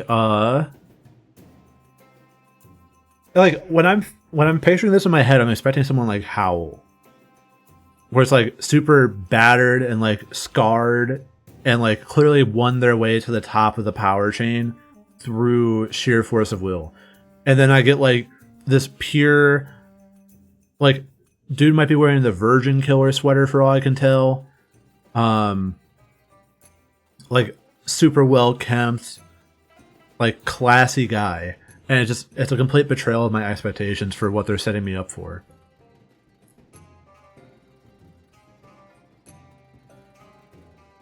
Silence. This deep voice echoes throughout the entire throne room and everybody stops talking. Well, you're not getting a deep voice now. They turn to him as if out of fear and await his next words, but I know what they'll be. He knows who we are, and with Vivian here, it's likely that he's ready to make a move. We have those who disturb the peace among us. Guards, lock the doors. We have some business to take care of. He claps his hands once in a commanding gesture. Seems like someone who would pay manipulate others to do their will. Yeah, he's definitely going to try and buy us out, but joke's on him. I throw all my money in the toilet. Soon after, a group of people close the throne room doors. They carry no weapons and are disguised as partygoers. Now, how should we deal with those who disturb the peace? Watching them starve in the cells doesn't do much for me anymore. The crowd starts shouting out a bunch of potential punishments. Draku laughs, clearly enjoying all the horrible ideas thrown his way. Make 'em eat sand! Make 'em lick your fucking shoe! Poop on their chest! I say we hear them out and treat them in kind. So tell us, why did you come here today? Take a step forward in response, but then Draku looks the other way. Fixing his view to the corner of the room, I realized he wasn't talking to me. Vivian! Harry looks towards the corner and Vivian scoffs. Moving forward, he stands in the center of the room. Draku? You come here on my day of celebration to challenge me. It is an insult to both me and all those of proud Alorinthians. Looking deep into our core, you say we're not good enough. We honor the tradition of the ancients as we should. Without them, we wouldn't be here today. You want to tear us apart, Lisa. You want to create a nation that's weak, just like the mainland. No, you've got it all wrong. Lack of strength is not a weakness. The unity of the mainland, their shared ideals. That's true strength. You stand here alone, victim to your incessant squabbling. Why the dragon got for texturing? I don't know. For the drip. Vivian takes a few steps towards the throne with intense passion. I could tell that this is something he'd really fight for with his life for. We yield to no one while they're docile slaves to the triumvirate. They crush the mainlanders under their heel, and while who ask no questions at all. Alarinthia is a free land. We make our own choices, and we hold the power. Pro pushes me aside and steps forward, standing beside Vivian. Ulrich reaches out to stop him, but he's not quick enough. Then help us gain our freedom. All eyes are diverted our way, and even Vivian seems surprised. We've come here seeking an alliance. We're not all mindless slaves, you know. An alliance? And what can you offer me? You look as if I could trust you with one hand. I'm stronger than you think. We all are. We grew up alone on the streets of Mazeo. If we weren't strong, we'd be long dead by now. You on the streets of Mazeo? My apologies, that is quite respectable. You must be part of the Monarch's crew? Yes, and we've come to seek your aid. You keep talking about how strong you are? Then help us take down those who claim godhood. Everyone watches in awe as this turns into a standoff. And what do I get in return? Pro steps forward, confidence radiating from the way he moves. I'll be your champion and offer some of our forces. Together we can crush Vivian's pathetic insurrection. Allow us this chance to prove our strength as worthy allies. He kneels down, offering his loyalty to Draku. Thank God I did no pro heart-to-hearts. Congratulations, Mr. Expendable. It's time to earn your namesake. What was he doing? He was playing right into Draku's hand. Westy told us that Draku needed our army. He was only playing dumb. Draku steps down the stairs leading to his throne. He stays far from Vivian and Pro, but they're now level. What an unconventional turn of events. Vivian, you are seeking a challenge, yes? Yes, at the break of dawn, I will allow you your final night of revelry. And who will fight as your champion? Ulrich. Notice just came up with this now, and they weren't playing this the entire time in those secret conversations. Yeah. Pro's definitely the type to backstab someone, so it's whatever. He motions back towards Ulrich, who steps forward. Standing beside Vivian, his loyalty and stance is clear. I see. Draku eyes Pro up and down. And what do they call you? They call me Pro, Your Excellence. It would be my honor to fight with you in the Colosseum. I offer my life and the life of our forces to your cause. I don't like this. I step forward ready to object to these events, but Draku speaks first. I accept your offer, Pro. Vivian isn't worth using my own men, but you'll lack the authority to make this pledge. He looks straight at me, eyeing the blade on my back. That decision lies with Pants. Help me defeat Vivian and I will offer you my might. Go against me and I cannot guarantee your survival. This is all happening so fast, but I know that's Draku's plan. He wants us to fight his battle for him. I don't even know if he's trustworthy, but Pro in his haste put me in an almost impossible position to manage. If I sided with Vivian and Ulrich, we'd have to fight Pro and Draku. Draku would have our forces as backup, while Vivian would have his. This is a fight to the death, so major losses seemed unavoidable. This battle would likely happen regardless of my support, so not picking a side would only harm our cause in the long run. But choosing Pro over Ulrich or vice versa could hurt our bond. I close my eyes and clench my fists together. I spin around 3 times and point, and whoever my finger lands on is who I side with. Uh-oh, I point at the fireplace. Now the fireplace is involved in this. It's a 3-man standoff. Me and the fireplace, Pro and Draku, and Ulrich and Vivian. Turns out the fireplace also carries a giant axe.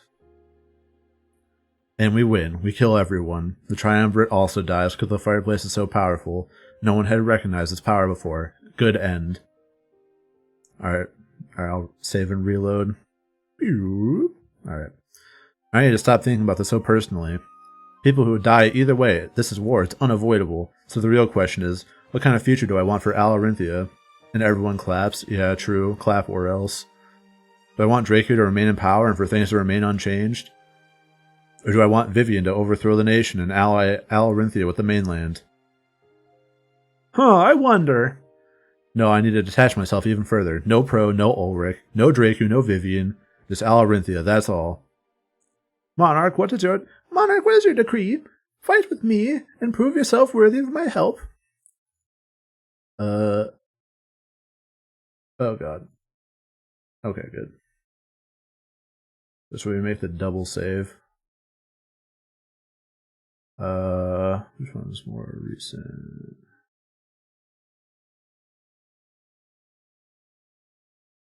Yeah.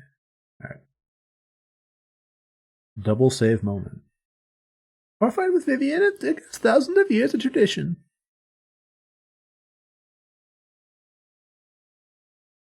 Oh, there's 9 pages? What the fuck am I doing? Damn it. I thought there was only 5. Shit. I want Alarinthia to change his ways. Consult my advisor who's going to tell me that anyway.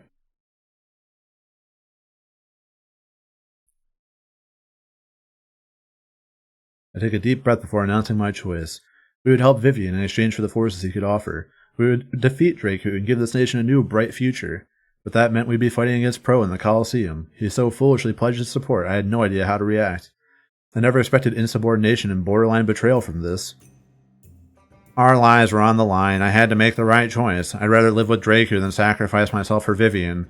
Ulrich has the wrong idea. What he's doing is suicide. Everybody starts to part ways, but the doors remain locked. People try to open them, but Draco quickly makes them stop. None of you shall leave. I wouldn't want you running away. I wasn't paying attention, to be quite honest, but now it adds to the stress of it. He claps his hands and a bunch of servants approach him. Private quarters will be arranged for those involved in the fight. Tomorrow morning you will all be escorted to the Colosseum. For tonight, enjoy the ball. I think you'll find it quite exquisite. Risen by 5%. Nice. After that, everybody goes back to enjoy the festivities. Regardless of our allegiance, we all gather up in the center of the room. I never expected this chain of events would get so complicated. And Draco handled it in such a calm manner, too. Yeah, I saw page 1, but there's so much stuff before you look at the save pages. That just never occurred to me. Oh well, a skill issue. It's almost as if he was confident in his ability to win. Uncertainty, confusion, and fright soon filled my mind. He played us. He provoked Pro into pledging his loyalty. At that point, it was already too late. Pro made up his mind. Unknowingly, we all became pawns in the fight for Alarinthia's future. I should probably roam around the ball until it's time to rest. I could feel out the situation and get feedback from my comrades. That would be key to help me sort out this ongoing mess in my mind. These are not heart-to-hearts. You know, I want to watch this one. Bro, what do you think you're doing? I had a plan and now you've ruined everything. Sorry, Ulrich, it just made sense. This is a fight to the death, right? Draco has never lost. I had to do it. I had to do it to him. I had everything under control. It's not your job to control everything. You need to get that through your thick skull. You're going to regret this. Regret? I can live with that. It's better than dying for nothing. Draco has killed stronger men than you. I don't think he's going to lose this battle. That's why I want to be on his good side. So you're just going to suck up to him? Get on my sight, Pro. You're pitiful. Good acting. Literal porn tier acting. I'm grateful for your support. I really am. I've always told you how much I need to change. I want to change this place, and I'm getting the chance. It almost feels like a dream. I'm not a fan of what Pro did, though. I hate to say this, but I'm prepared to kill him. If I see an opening, I have to take it pants. Yeah, I like this music. It's chill. Thought Pro's betrayal was part of their secret plan. I guarantee you it is. I think I need a few drinks after all this. Truth be told, I'm still a little confused about everything, but I assume that confusion will wane when the battle starts. I'm going to go check out the rest of the castle. I'll see you around. Remember, party responsibly. Yo, how's what's up? Welcome. I mean, Pro has been a Judas, though. That's the thing. Like, it's not guaranteed to be, like, a nice guy.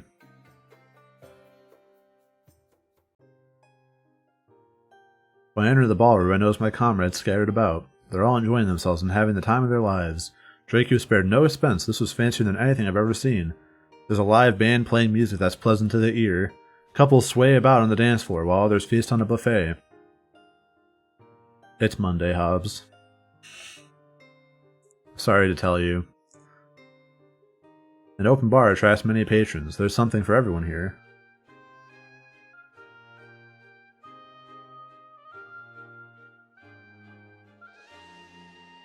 Just so I'm not getting gaslit. Yes, it is Monday. My comrades notice me and give me smiles as they enjoy the party. As I'm about to step forward, somebody bumps into me from behind. It's clearly on purpose to grab my attention. I quickly turn around. I'll be prepared to fight, Pants. You'll be among the soldiers during tomorrow's fight. Regardless of your allegiance, I'm excited to see your abilities. It's basically Friday for you. I'm jealous. I wish it was basically Friday for me. I would be honored to know that you gave it your all. Either way, I thought it would be best to come meet you here, since you're a guest in my castle, not a prisoner, as it may have seemed. It's just tradition for challenges. They're mostly issued at the castle, and it ensures that the people involved in the fight can't back out. We take these battles very seriously, as you can tell. I nod, that much was clear. I hope we haven't issued any offense. Draku is not part of my polycule. It is what it is, let's move on. Wait. Yeah, we're still prisoners. Prisoners at a party this grand? If that's a complaint you're grasping at straws, I have a party to enjoy. I suggest you do the same. He walks into the ballroom and is quickly crowded by people. Greeting every single one, he ensures that they're all happy. He's very charismatic, everyone painting him as a savage man. I notice Damek and Valessa standing off to the side. They don't seem overly interested in joining the party. I didn't get their input yet, so maybe I should approach them. I take a few steps forward as to not block the entrance of the ballroom. The music gets louder and the reverberation fills the grand room. The sight and sound combine to make an utterly beautiful experience. I like to imagine just like one guy fucking plucking at his little guitar. I tried my best to enjoy this before retiring to my private quarters. When I was ready to sleep and then fight, that's where I'd go. I couldn't delay it forever, but I could occupy myself for a bit. I do Damek heart to hearts. I walk over to Damek as he's standing alone in the corner of the ballroom. He looks a bit awkward, like he doesn't know how to fit in. But I don't blame him. Like he knows he doesn't fit in. With the story he told me last time, I knew a crowded ballroom floor would frighten him. Hey there, Pants. I hope you're having a good time. I mean, given the circumstances, of course.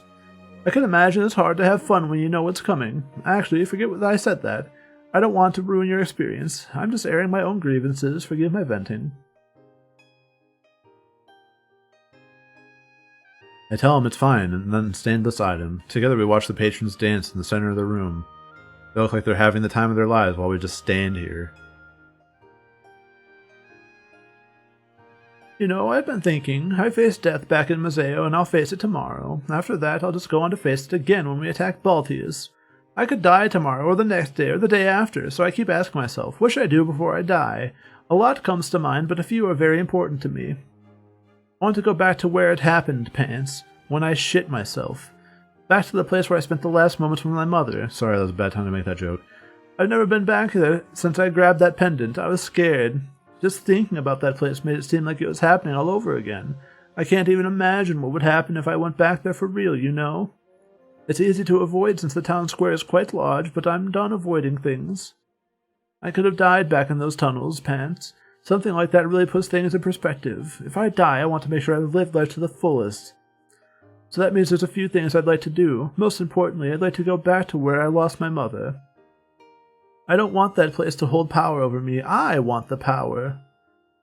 You already know some of my other fears too, but it'd be ill manner for me to request your help for those. So about Museo, I'd just like a good friend by my side. He blushes and hits the gritty. It is clear that he meant his fear of physical contact. I could help with Museo trip, but I stopped to think about the rest. Can you say something, Monarch? I don't know if I can handle such an awkward silence. I can help put all of your fears to rest. All of them? That means, you know what? I'll let you take the lead on that one. We're a long way from Museo after all. I can be patient. His smile is almost like a weight was lifted from his shoulders. It would be important for him to enter the final battle with a clear mind. When we got back to the mainland, there was no reason not to help him. Well, that's pretty much all I had to say. I'll let you get back to whatever you were doing. Unless there's anything else you have to say before you go? Be my date for the evening, Pog. Oh, really? Did my talk about seizing the day inspire you? I mean, I guess I could keep you company. I don't have any other plans. And just in case it goes badly tomorrow, you deserve a really good night. He smiles when we walk around the ballroom together. We stop at the buffet table and inspect our potential options. Alorinthian pastries, are these any good? If you're seasoning the day, then I guess I should too. He grabs one of them and starts to eat it. After a few bites, he starts to cough and his eyes open wide. He got the weed Alorinthian pastry, the edible. He wipes away crumbs that fall on his attire and blushes embarrassed. He hits the gritty. Of course they're infused with alcohol. Somehow, everything in this nation just has some sort of twist to it. You can never just get what you want in Alorinthia. Anaphylactic shock. He's dying. This is so sad. Can I get one follow? Follow for Damek's death. One follow, or if you're watching the VOD, one YouTube subscription. Thank.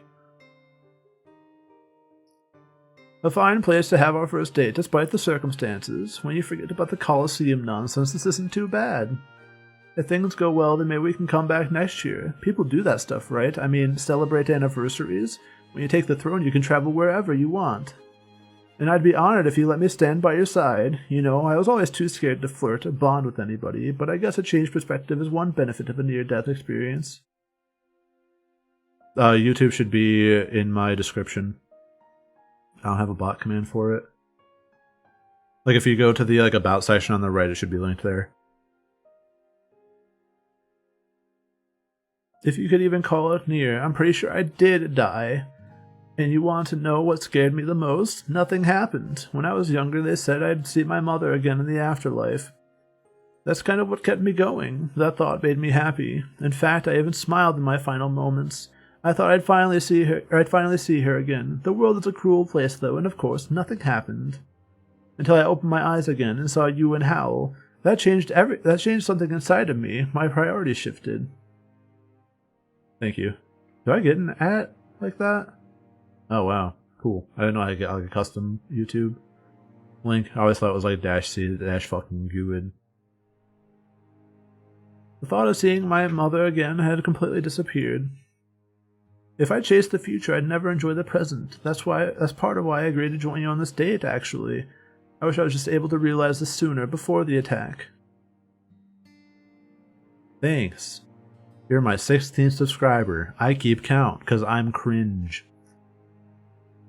The monarchy saved me by using their power to heal me. I'll never waste the second chance they gave me. Never. I'll embrace it and savor every moment until the end. We continue chatting and spending time with one another. The events in the Rebel HQ definitely made him a changed man. And it was a good change, too. He is seizing the day, as it were.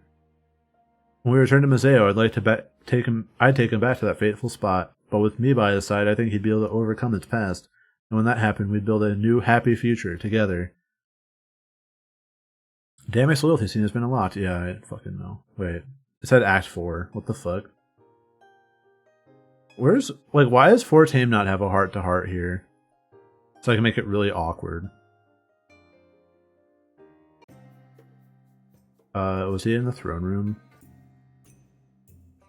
Yeah, he was. That's Fortame, right? Yeah. Let me double check. I can't tell the pixels apart. Yeah. Anyway. Veg. As soon as I get to my private quarters, I rest the blade beside the bed. It feels good to get that weight off my shoulders. Literally. Too bad the relief would be ephemeral. I sat down on the bed and think about what would be coming in the next few days. The tournament decided the fate of Alorinthia, an alliance to help us attack Baltius. Not even a day or two after the Colosseum battle, we'd be sailing into the final battle. Would we win, or would we perish? The blade showed me nothing when I asked. I sit down on the bed and decide not to try using the blade again. The anxiety of not being able to know almost wasn't worth it. It was supposed to do what I wanted. Was I not strong enough? The blade was so mysterious I'd probably never know. I lie down, having had enough of today's events. Things were crazy. Just when I think we get to relax, we're pushed into more conflict. This conflict has clearly proven divisive among our team. Pro and Ulrich against each other, Vivian and Draco too.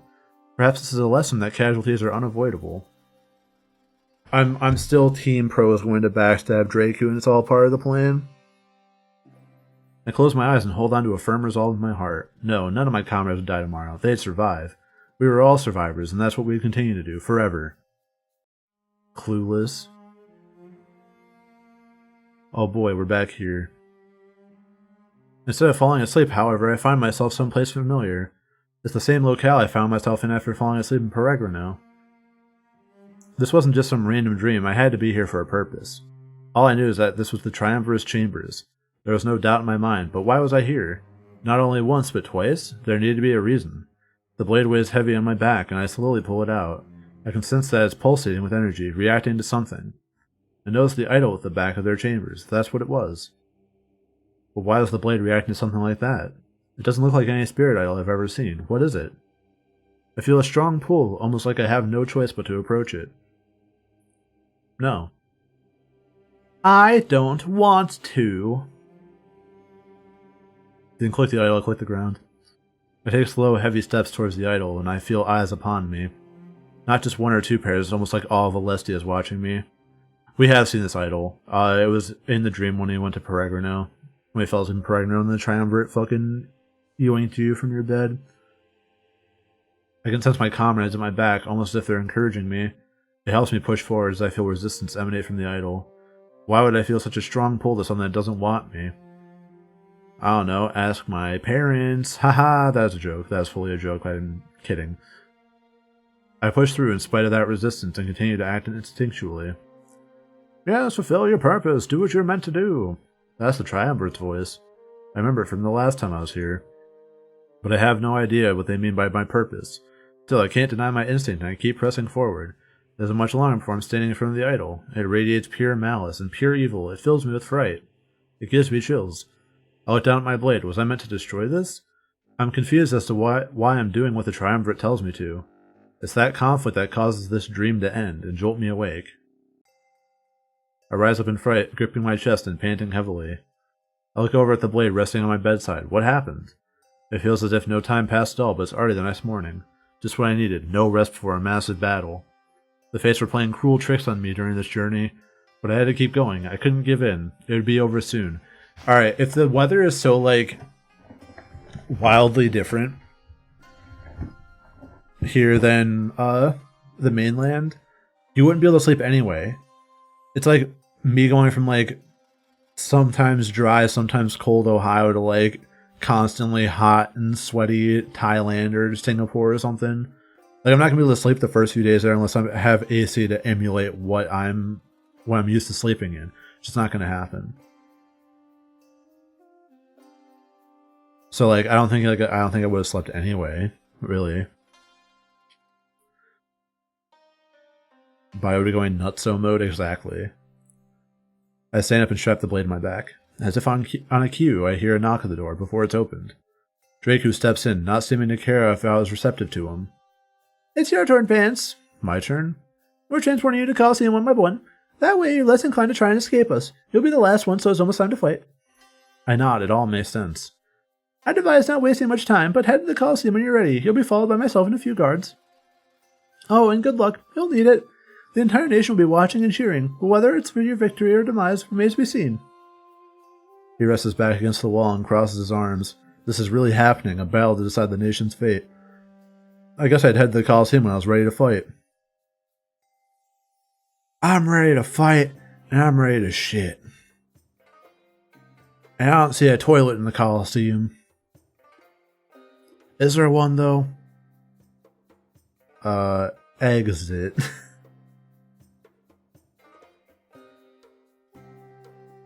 Oh, just say to the city gates. Boo. Yeah, of course, there's 3 places before I get to the fucking arena. Yeah, this arena looks tight. It looks like the one from Legrand Legacy. I'm getting real Legrand Legacy vibes. Are there any Legrand Legacy enjoyers in chat? Real fans watched the Legrand Legacy playthrough in like 2017 or something. I don't even know what year it was. I make my way to the Coliseum alongside Draku and some of his soldiers. It's a massive towering structure, almost putting the castle to shame. It made sense that it'd be bigger. El Arinthio is all about fighting. Well, here we are. If you head on inside, you'll find your allies. After that, you'll all be escorted to a private room. You'll have a few moments to prepare once you're in there, but I'd say within the next hour or two the battle will be over. They don't last very long if both sides are prepared enough. He crossed his arms, looked at me dismissively. You may wonder why I'm doing this, even though you sided against me. The answer to that is it's my nature to show my enemies some kindness. I do not kill in cold blood. I will mourn you and honor your memory, Pence. It is a noble thing to die for your beliefs. Perhaps your memory will inspire future generations. Generations that can go on to not be killed, just like you. Or to be killed, just like you, probably. He steps forward, looking me dead in the eye. I did not expect to lose to Vivian. I've killed far stronger men than him. Some would call you foolish for your choice. With a smile, he lets out a soft laugh. But I'm not one of those people. As I said, I treat my enemies with kindness. You may have realized it, but this is why I held the ball. But the ball is over, so I must find another way to be kind. And that is showing you a swift, painless end in the Colosseum. If you wish to die for your beliefs, it would be my honor to aid you. After saying these harsh words, he enters the Colosseum. I have no choice but to follow him as the guards block any avenue of escape. There is no way we'd lose. We have Ulrich on our side. He's a match for Draku. Yeah, sure, clueless. Main atrium. I enter the Colosseum and quickly scan the area for my friends. A massive flame burns in the center of the room, making the heat even worse. I wonder why they do something like that. This place confuses me sometimes. Draku is nowhere to be seen. Perhaps he's already in the private room. I notice Valessa, Fortame, and Hal standing far away from the flame. No sign of anybody else, though. I decide to approach them and ask what's up. They turn to me and smile, while Hal shows the face of complete indifference. I can't believe how cool this place is. Too bad I can't actually enjoy it. I'm super stressed. I'm really worried that we might lose somebody today. Have we actually worked out who's fighting? I mean, which of our members are joining Draku's reserve forces? The leader and the champion, we know, but what about everybody else? Hal steps forward. Ulrich fights with Vivian. Pro fights with Draku. Vivian's reserve forces are part of his own army. Draku's reserve forces will borrow from our army. We believe using the Maris vessel would be the best idea. We wouldn't want to put any more of our main forces at risk. If we win, our allegiance will make the sacrifice worthwhile. It is unfortunate that we will have to kill our own, but we cannot change what Prost has set in motion. All we can do is try and focus on taking Draku's life.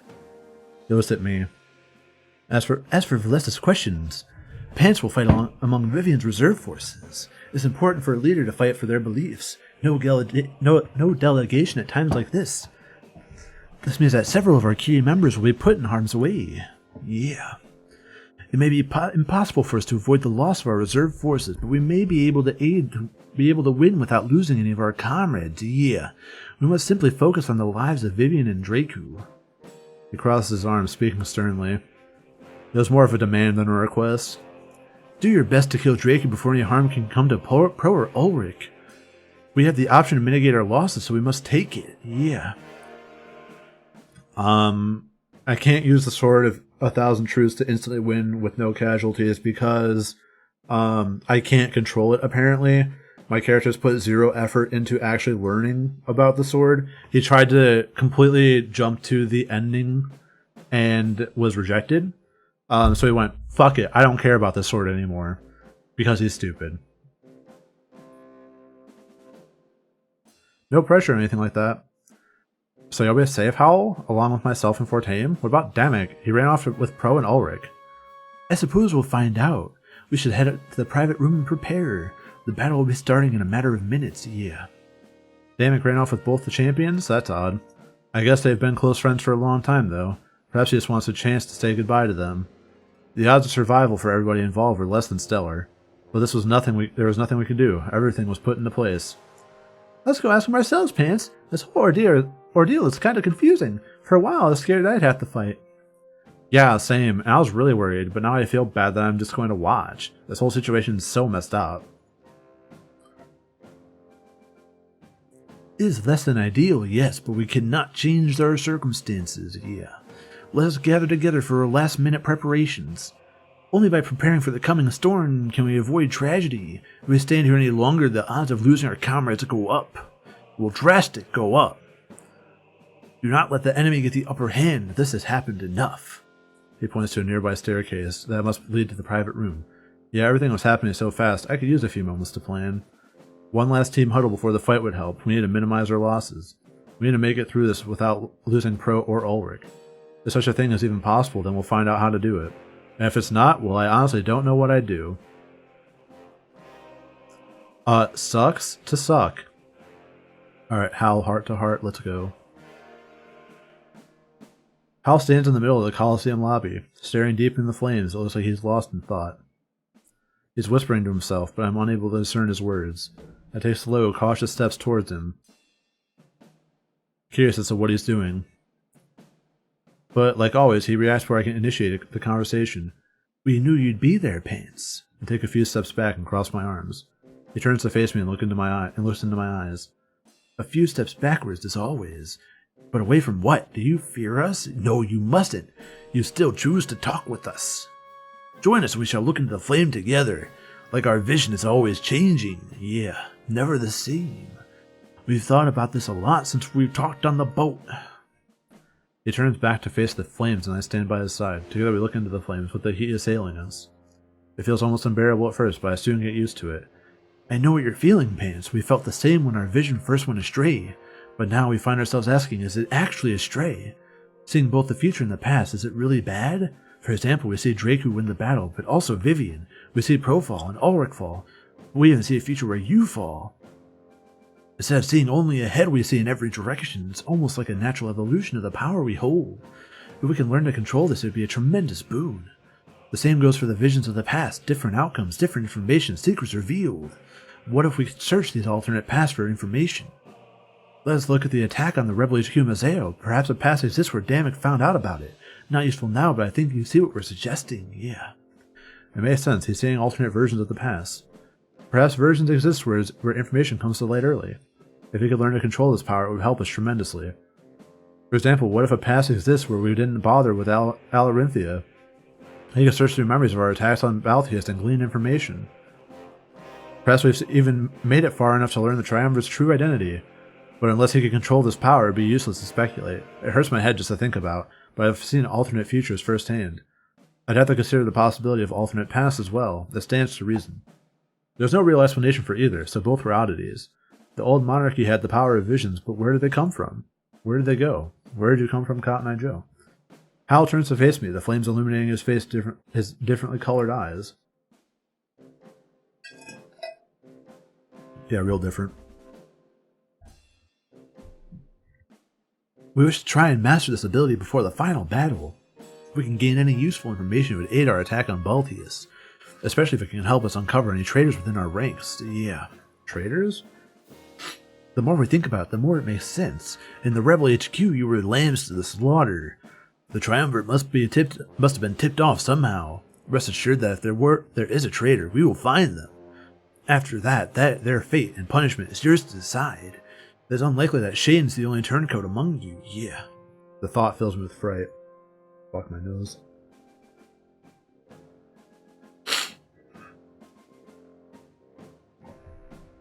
Am I this quippy all the time? I think you could describe me as a smartass on average.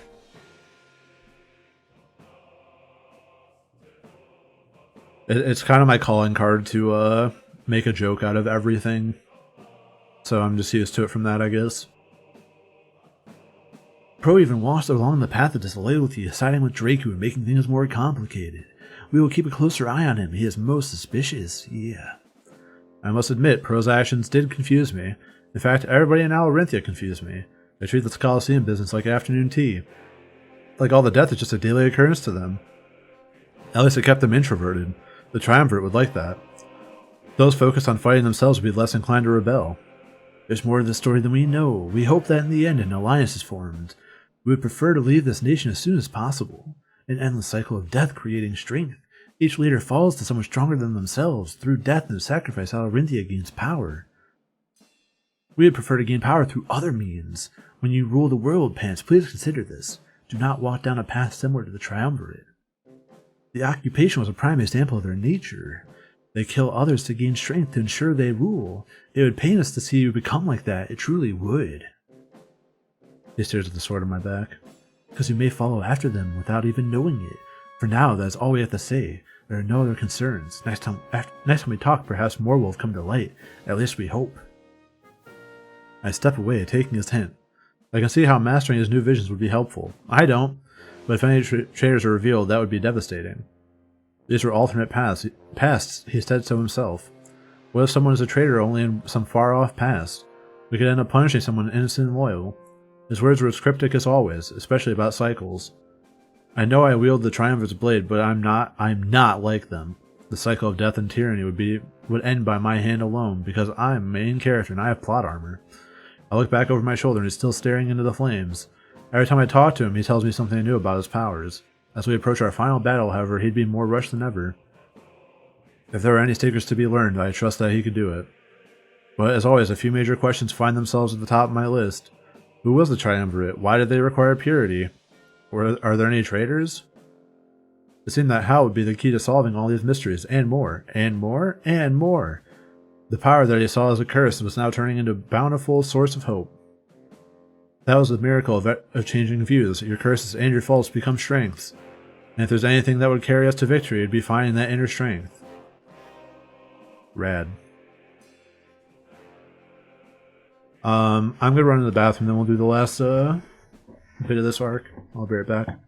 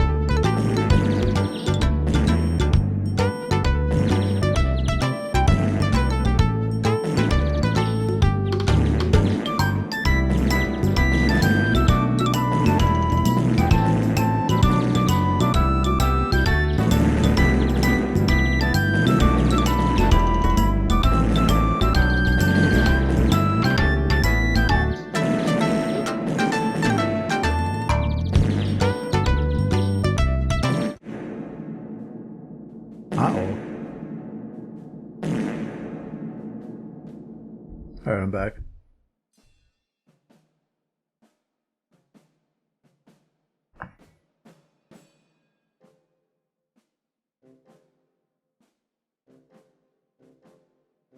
Hope everyone had a good break. I got more water. I have 20% corruption. What'd I do?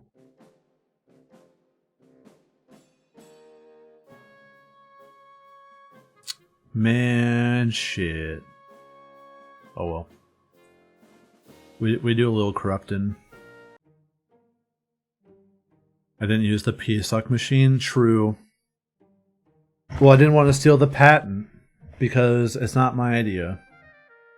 I don't think the P-Suck machine is a great idea. But I would invest in it if I was on Shark Tank, you know? If you could solve the problem of sharing a P-Suck machine with other dudes, I'd be down with it. The private room is small and cozy. This is the exact song I dispatch when I'm about to go kill my friends. One lone window provides a view of the arena. We're able to fit inside the room without too much discomfort. Damek seems to be mediating an argument between Ulrich and Pro. They look in my direction as I enter, but quickly get back to business. That's the real problem that you're solving with that device, not sharing it. What if you had, like... What if you could carry your own attachment? Like your own custom shell. And you could, like, gussy it up. Like, bedazzle your P-Suck machine shell.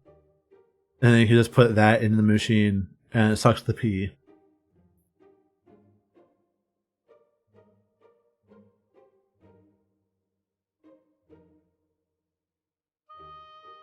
See, that's why I'm the ideas guy. Is I got ideas. Given the circumstances, it made sense that Ulrich and Pro were at odds. Stop being so stubborn, Ulrich. We can do this without killing each other. Just focus on the leader. That's all you need to do. I don't think you heard me the first time. There's nothing I won't do to secure victory. He takes heavy steps towards Pro, not backing him up against the wall.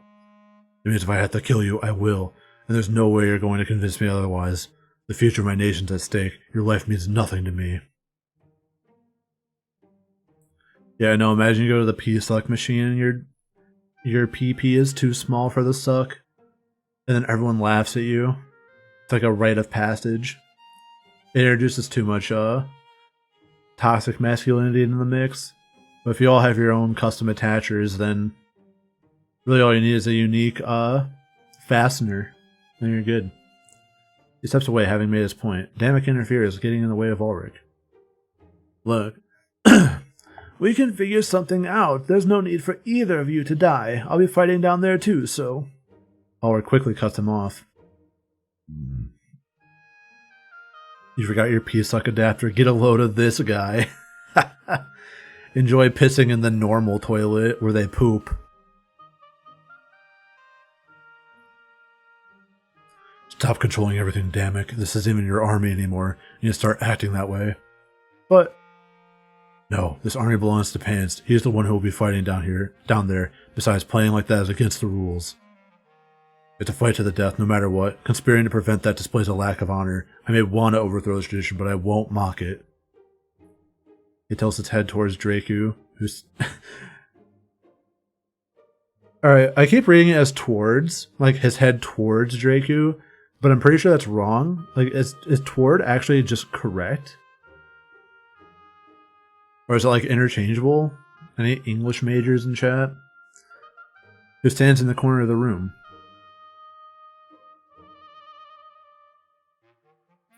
Mutual respect. That wasn't something I expected, Ulrich. There's nothing I enjoy more than an honorable opponent. It almost makes up for the attempt at crashing my ball.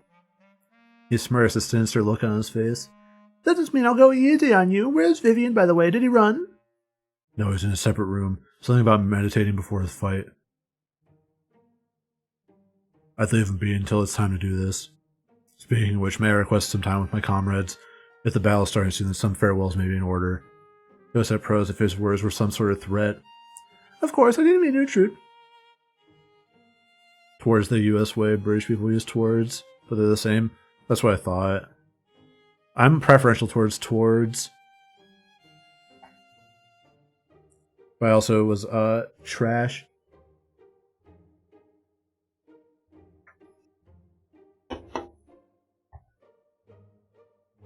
Yeah, I'm curious where I got that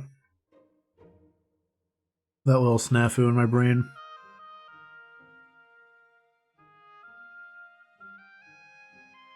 As soon as you're ready, we will begin. I'll be in the lobby while I wait for you all.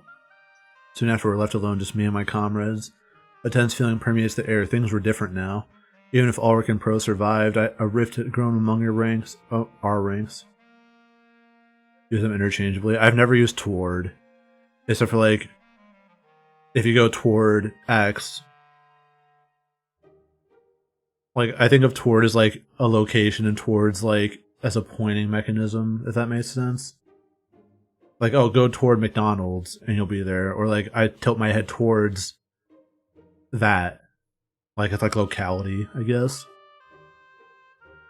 This is a very chill pregame to the fight. Yeah, I'm surprised that people are just, like, chilling out. Like, oh, yeah, we got a little scuffle. It's like, bro, you're about to actually kill each other. And at this point in time, I'm unsure if we can mend it. I gulp. Gulp. As I wait in silence and wait for someone to speak.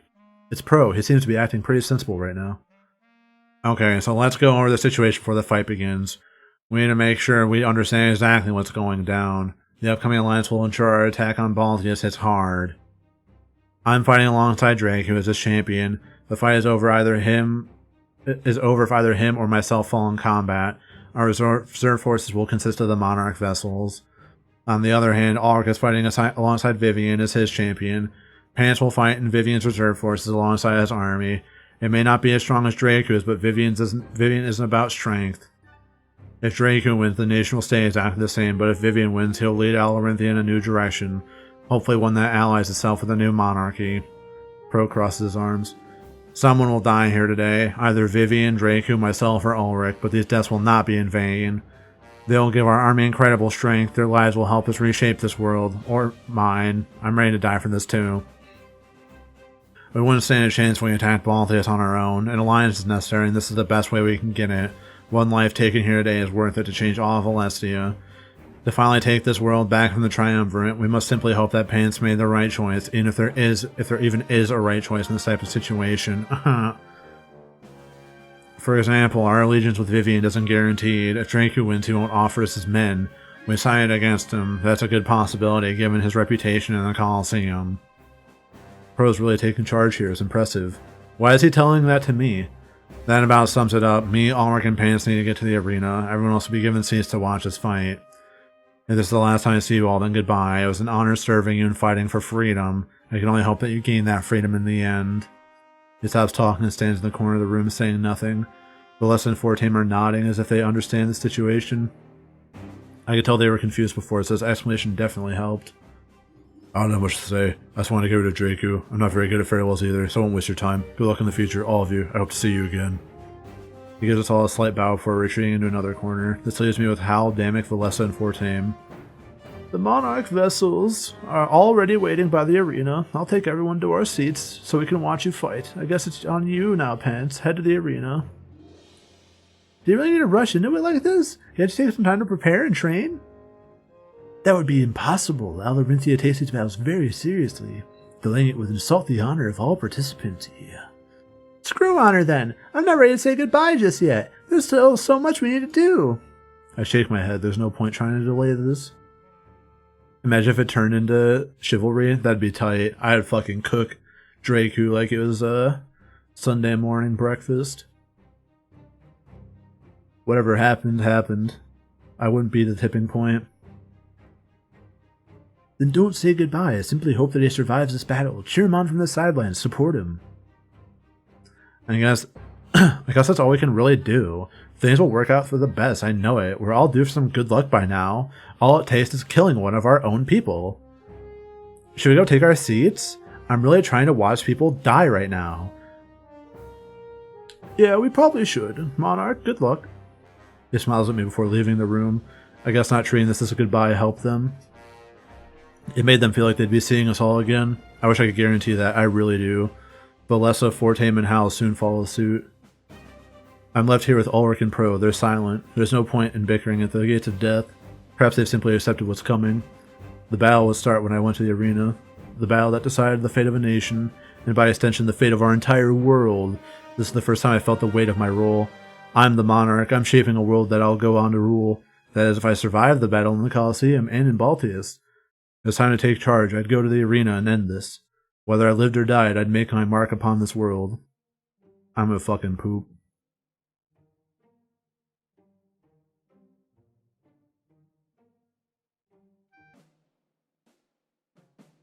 Yeah, give me like a strategy RPG.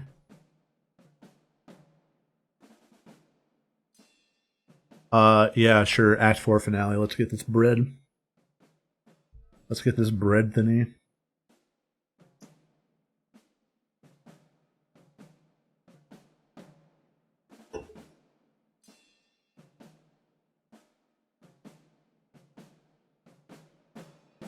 I enter the lobby with Ulrich and Pro behind me. Our comrades are there, and they immediately turn and stare. An odd aura fills the air, but this definitely is an odd situation. Vivian stands on one side of the room, and Draku stands on another. Ulrich follows me as I take slow steps towards Vivian, my ally in this battle. If I wanted to win, I'd have to ensure that him and Ulrich stayed alive. So it's finally gonna happen! I've been dreaming about this day for a long time. Do your best out there, Monarch. I've got your back. Of course, I have heard rumors about that blade you're carrying, so if you don't mind, I might choose to lean on you for support too. If we all take care of each other, then we'll be unstoppable for sure. Maybe the winds of change will stir the air. Yeah, I'm gonna fucking fart. And that's gonna change the wind, alright. I'll be like the Zhuge Liang of ass. Zhuge Liang summoned the fucking wind from the west to spread the flames at the Battle of Churba. I'm gonna spread my fart from the west. I'm gonna summon the winds to spread my fart and take out all of them with sheer gaseous might. I nod since he's right. We need to make our way to the other side of the Colosseum. Both groups start on the opposite end to meet in the middle. That's where the chaos ensues, and it'll all be pretty hectic. I'm counting on it. It's been ages since I've seen a real battle. Do your best to stay out of danger, Pants. Leave this to us. There's no need for you to risk your life unless you need to. Our targets are Draku and Pro. We should do our best to avoid senseless casualties. Vivian's raid should begin with as little bloodshed as possible. Tape to tape, the goalie can fart to knock the puck away. Yeah, I have that game on my, that was the one that Northern Line was playing. I have that on my wish list now, because I like roguelikes and I like sports games, so it's up my alley.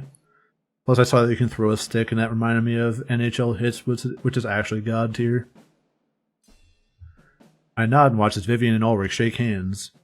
It's a bit of a walk, so let's get started. The battle'll start in a few minutes, so we need to be there. Some leader I'd be if I showed up late to my own fight. He smiles and we break our huddle. I follow him as we make our way to the gates.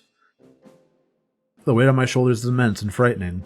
I notice Dracor make his way to my side. He looks me up and down, staring at my meaty blade. Look, I don't know if what they told me was true, but if that blade is some sort of ancient relic, don't showboat. Anything other than strength and strategy will be seen as cheating. That blade may have powers to help you in Baltius, but not here. Do your best to blend in as a regular combatant, alright? I don't want you putting Vivian in jeopardy out there. I shrug since I really don't really have a say in the matter. I suppose the powers of the blade were pretty much cheating. A thrown battle would do little to prove Vivian's credibility. After a trek that seems like forever, we're at our gates. They're shut tight and I can see another set across from this one. At the other end of the arena, our opponents were waiting, just like us. I look over at my allies and go, "Gulp." The crowd is roaring with excitement. Our lives were simply entertainment to them. Remember, we're fighting for a better future. Our hopes and dreams will carry us victory. I know it. Of course, all we're sword arm will be a big help. No need to put on the pressure, Vivian. But I know you're right. This is all I've ever wanted. And with you two by my side, I know I'll never fail. He smiles, but that smile is quickly wiped from his face. The gates begin to open, giving us a clear view of the arena.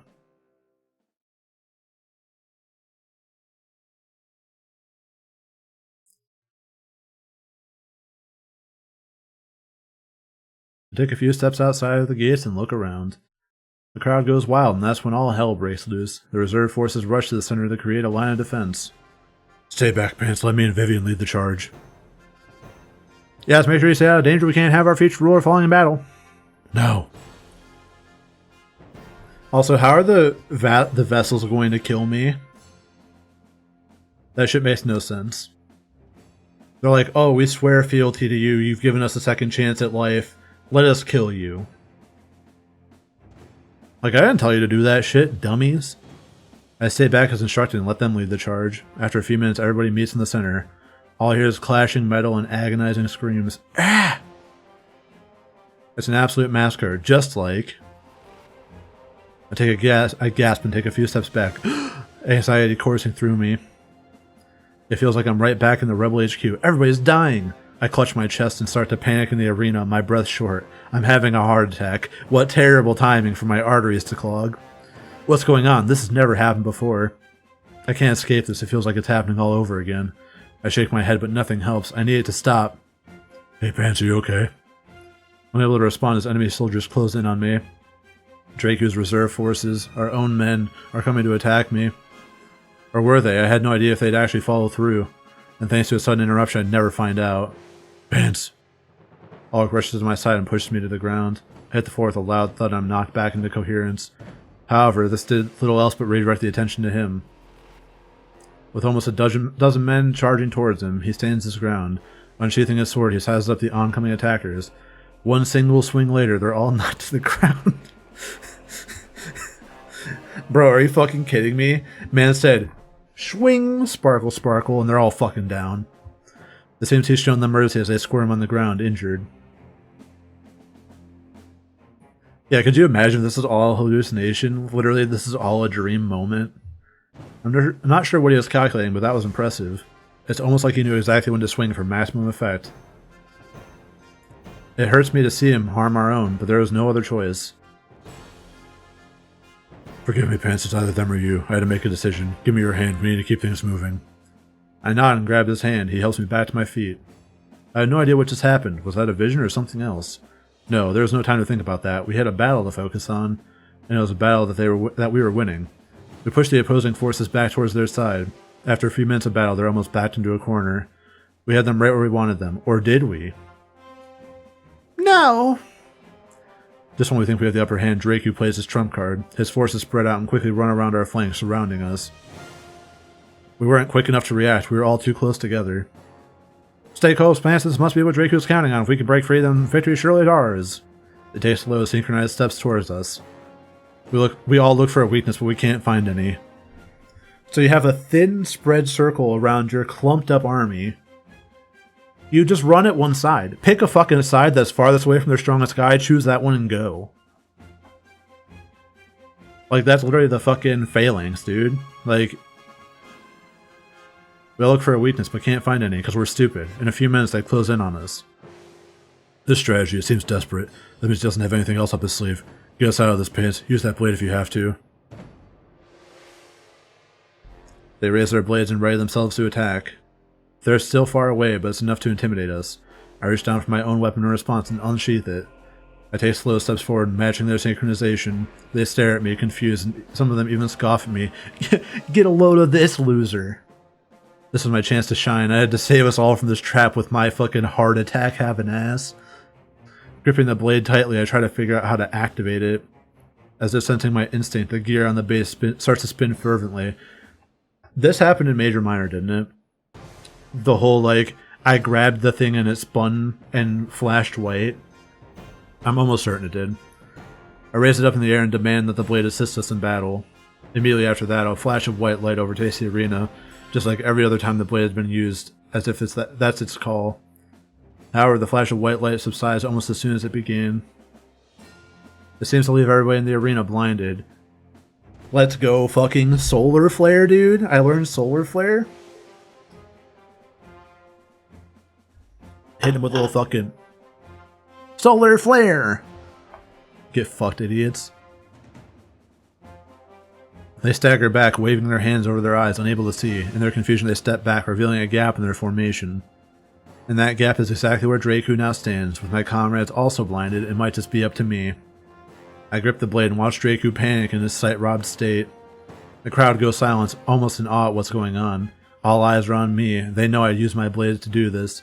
I gulp, unsure if I should attack or wait for their sight to return. I don't want them to think I'm a coward who needs to disarm their foes. With so many people watching, I need to consider what image I give off. I would be in the highest seat of power if this were. I need to think.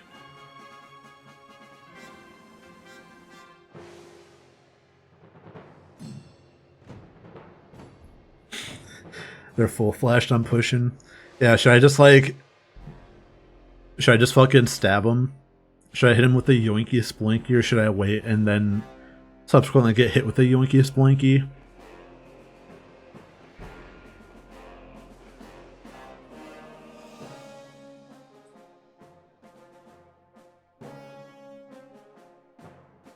Like, this one's so obvious. God's yoinkiest blinker. Yeah, you know what they say. They give God's strongest yoinky his toughest blinks. I don't really give a shit what they think of me, right? I did quick save. I guess I'll make an actual save too, why not? Now that I know there's more than one page. So should I just go for the coward move, or should I go for the Giga Chad and just reload if that fucking sucks?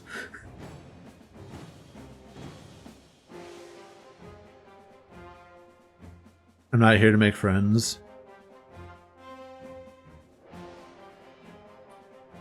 Alright, I want to do the attack him directly, but I want to see how this one turns out. If this one turns out fine, I'm gonna go with this one. If it doesn't, then I'll just reload. No, I couldn't rely on the blade to win this battle. It was cheating. Breaking through this attack was enough to put us back on equal ground. That's all we needed to win. We couldn't get caught off guard again. I prepared to shoot my blade, but then everything changes. I feel a grip on my shoulder, preventing me from moving at all. Turning to face the source of the intrusion, I tremble in fright. It was Ulrich. Sorry, I can't have you getting in the way. I have to do this, Pants. Please forgive me. The grip on my shoulder tightens into something more crushing. His aggression is clear, and for the first time, I'm frightened by him. He holds up his blade and repositions his hand to use the base as a weapon. He smashes it against my face repeatedly. Wow. I scream and fall to my knees. Blood pours from my nose. My vision gets hazy, and soon I fall to the ground completely. Looking at the gap in the enemy forces, I see Pro step through. He holds a dagger out at Ulrich, who holds out his blade in turn. The light still blinds most of the other fighters, making this a one-on-one battle. I reach out and try to stop them, but it's no use. They immediately charge at one another. Pain radiates through my entire body, and I'm almost unable to focus. Their weapons clash again and again, and I finally see Pro fight. He dodges with grace, almost like watching the moves of a dancer. Give it up, Pro. This is what I was meant to do. Changing Alarinthia means everything to me. I can't let you win, Ulrich. We need Dracu's strength to take down the Triumvirate. You can always come back and change things after the war. Never. They continue to fight, ignoring each other's pleas. But they'd have to do something quick. The other soldiers were shaking things off. I keep trying to crawl towards them, but their battle is with Vivian and Dracu, not each other. Are you really willing to die for this? Think about what Dracu can help us accomplish. These are the faces I would make in the middle of a heated battle. If the choice is between fighting alongside Dracu and death, then yeah, I'm willing to die for this, Pro. But I have to ask, are you willing to kill me in the name of my enemy? Yes, of course. He looks nervous, like Ulrich is calling out a bluff. He takes slow, intimidating steps towards Pro. In response, Pro starts to panic and step back. If you're willing to kill me, then do it. Show me that our friendship means nothing to you. But we're family. Looks like Pro's about to cry. No, that's just an excuse you made up. Why are you saying this? Because I don't believe you're willing to kill me, but I stand here ready to kill you at a moment's notice. That need for friends and family to be loved, that's your weakness. All I ever wanted was to change this nation for the better. You, damn it, Pants, you're worth less than pawns to me, so I'll give you one chance to kill me. Take my life or lose yours. Ulrich, stop! In response, Ulrich readies his blade and steps closer to Pro. There's nothing I can do anymore. I'm practically choking on my own blood. Any weak cries I emit would easily be overtaken by the chatter of our audience, a chatter that soon turns into roaring applause. Pro lunges forward to attack Ulrich, but he quickly counters. Gripping Pro's arm, he quickly seizes the dagger for himself. So that's the way it is, huh? You're a fool, Pro. Always were. Throwing his own greatsword on the ground, he stares in Pro's eyes. Pro trembles in fear, realizing he played right into Ulrich's hand. He'd dodged Pro's erratic attack rather than launching his own. Ulrich, let me go! As he holds Pro firmly in place, he closes his eyes. I'm sorry I had to come to this, but know that your death will create a better nation, and hopefully that will lead us all to a better world. He plunges the dagger into Pro's gut multiple times. The look on their faces remind me of Shane and Damek, but something tells me that Pro wouldn't be as lucky. I only have the sword that revived them anyway. I can hear him cry and whimper as he falls to the ground. Looks like you're finally good for something. That's the last thing I can remember. Succumbing to grief and agony, I slowly pass out. The crowd goes wild as the soldiers finally overcome their blindness. They greeted to the sight of a victor, but I only see a man who lost. An empty victory and one we would surely never fully recover from. Crying out at our loss, my vision fades as I lie in a puddle of my own blood. Alright, I don't like that. I want to see what the other option is.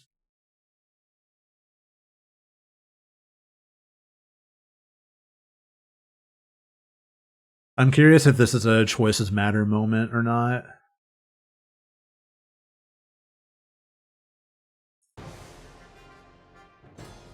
Uh-oh.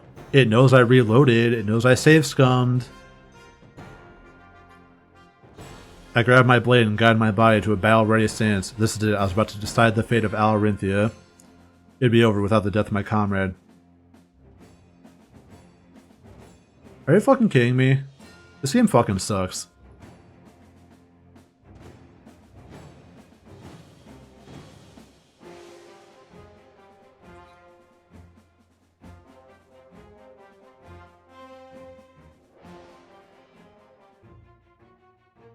I'm curious if it's identical, actually.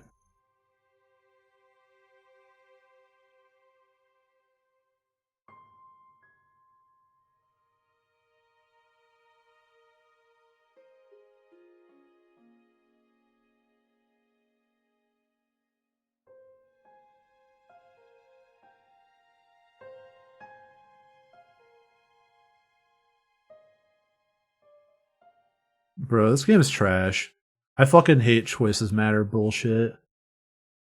It literally doesn't even change anything. It must be like a fucking heart-to-heart check or something. My eyes slowly open and I find myself back in the Coliseum private chambers. Pain radiates through my head, pulsing with my heartbeat. It's almost unbearable. I notice some empty vials on the nightstand and an odd taste in my mouth. Painkillers. The less than 4 tames sit on chairs beside the bed, watching me intently. He's waking up. Fortame immediately rises from his chair and runs over to me. The worry on his face is clear, but everybody breathes a sigh of relief. That is, except for Ulrich. He stands in the corner of the room with his arms crossed. After what he just did, I'm not surprised that he acts distant. We were so worried, Pants. We didn't know if he'd recover. Ulrich did some damage. Your nose is broken, but if you give it time, you'll be totally fine. Upon hearing this, Ulrich rolls his eyes. I can't believe it, but Pro is dead. Ulrich killed him. Our alliance with Vivian was secured, but was it worth it? That's not a question I could possibly answer. On one hand, that sacrifice could ensure the safety of millions. But we were comrades. Bonds complicated things during a time of war. And there was no time to grieve either. We needed to prepare for Balthius. I let my legs dangle off the bed and find their place on the warm stone floor. I can sense the denial in the air. Nobody wanted to talk about what just happened. Yeah, honestly, rip Bozo. Pack watch. Smoking on that good pro pack. So what's the next step? Damek enters the conversation. With our alliance finalized, we need to head back to Mazeo. After some swift preparation, we'll launch the assault on Balthius. This is it. We've come away from this with more soldiers than ever. Hal steps forward and enters the conversation as well. The Triumvirate would not expect us to recover this quickly, but here we stand, stronger than before. We can win this war. We would advise not mulling over this sacrifice. Boot in his Shadow Garden Grown Dark Evil pack.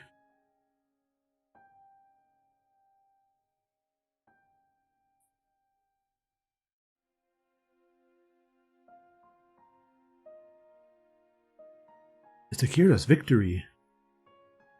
Yeah, Pro may not have sided with Vivian, but he sided with us. We're still going to secure the future he was fighting for, Alestia's future. He was a dear friend, and this loss will give me more power and more resolve. A good outlook. Wasting time to mourn could cost us this entire war. We must make our way to the docks and meet with Vivian. Focus on the things that are within our control pants. I nod, a suggestion born from denial, no doubt. However, despite its origins, it was a good idea. We still have business to take care of, no matter what. I stand up, getting out of bed, and everyone looks worried. They brace themselves to catch me in case I were to fall over. I stumbled slightly, but I'm fine. I think I was ready to get things moving. So, should we just start walking to the docks? Let's make sure to stock up on lots of water. The journey back isn't going to be any easier. He gets ready to leave before Tam interjects. Whoa, hold on a second here. Before we go, I have a question to ask. He looks over at Ulrich, who exchanges an awkward glance. Ulrich, why did you do this? You could have waited and went after Draku. Everyone looks shocked, but I know it's something we're all thinking. Without a single word, Ulrich shakes his head and walks out of the room. Hey, I asked you a question, you coward! It's no use, he's already long gone, likely to the docks, as I know he wouldn't abandon us. As bad as his actions were, he still seems to serve our cause. Or tame. I know we have an alliance or whatever, but who cares? We lost one of our friends, why is nobody even sad? Yeah, it really is, like... It's really throwing me for a loop. Like, this is supposed to be, like, super, like, sad and intense, and we're just like...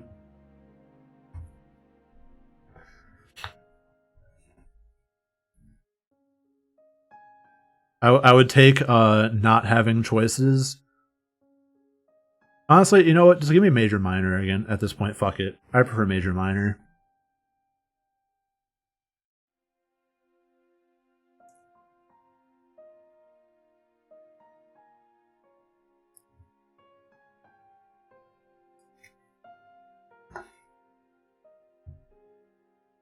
Yeah, exactly. Like, Pro's just literally getting murdered. He's like a school photo ass. I don't know, I think the effort in this game went to the wrong things. Like, major minor, I came out of, I'm like, you know what, that's not bad. That wasn't bad. I liked that. This one, I'm like, I'm not really the biggest fan of it. But if we give up and move around, we'll lose everything. We're not forgetting about him, Fortame. We just have more important things to focus on. Let's get to the docks. We could talk more on the trip home. That's part of the problem, Valessa. I don't even know what home is anymore. It was Valenorth and then Mizeo, but everything around us is getting destroyed. Then I thought home was being with our friends, but now they're dying, Valessa. Nobody knows how to respond to Fortame's words. An awkward silence fills the room, but he gets the idea. Fine, forget I even said anything. But we were betrayed, plain and simple, by one of our own. It may have gotten us an alliance, but it was still a betrayal. And in my books, people like that deserve to be punished. So you can push this aside or whatever, but I won't. This is a crime that needs to be answered for. After saying that, he storms out of the room. Arthur really needs to stay away from time travel. Everyone needs to stay away from time travel. I can't think of a single time that a story was enriched by time travel. That's my problem with it. Like, maybe one time I was like, oh, that's neat. But it's always like, it's the dynamite in rock, paper, scissors, where the second you introduce time travel, nothing matters. It does not matter at all. There is one correct way to do it. Everything else doesn't matter. You're either stuck in a time loop, or you're stuck in some bullshit because of time travel. And like, trying to fill that plot hole is just not possible. So it's like knowing that Hal can see into the past and future, there's going to be time travel. Plain and simple. And it's going to be like, wow, I am so shocked. I suppose he was right, but it's not really that simple, because nothing is. There's no point in arguing, however, so we all start to leave. Oh, I guess maybe venting like that could help. Let's just get it out of the way while we're walking, alright? Every moment we waste makes our enemy more prepared. Everybody seems to agree, and we all shuffle out of the room. And so begins the long and arduous journey back to the docks. However, instead of hope, this trek would be filled with a feeling of despair. Your morale has gone back down to 0.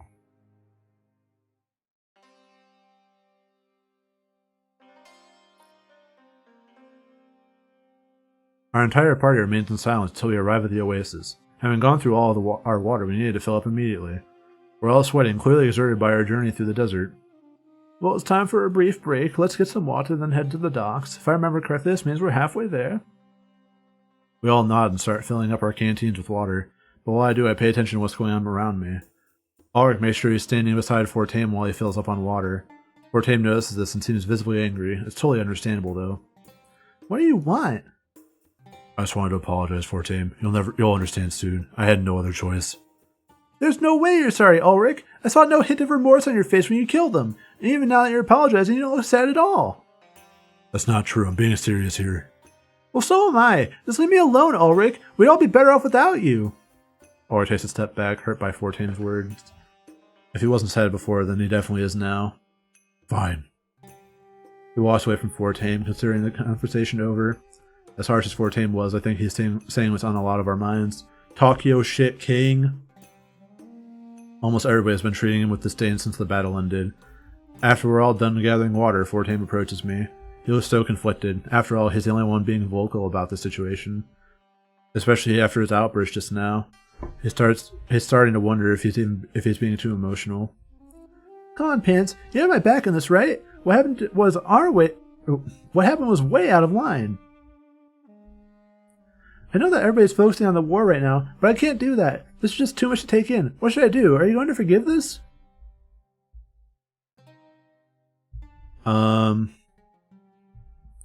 I need reason before I can forgive.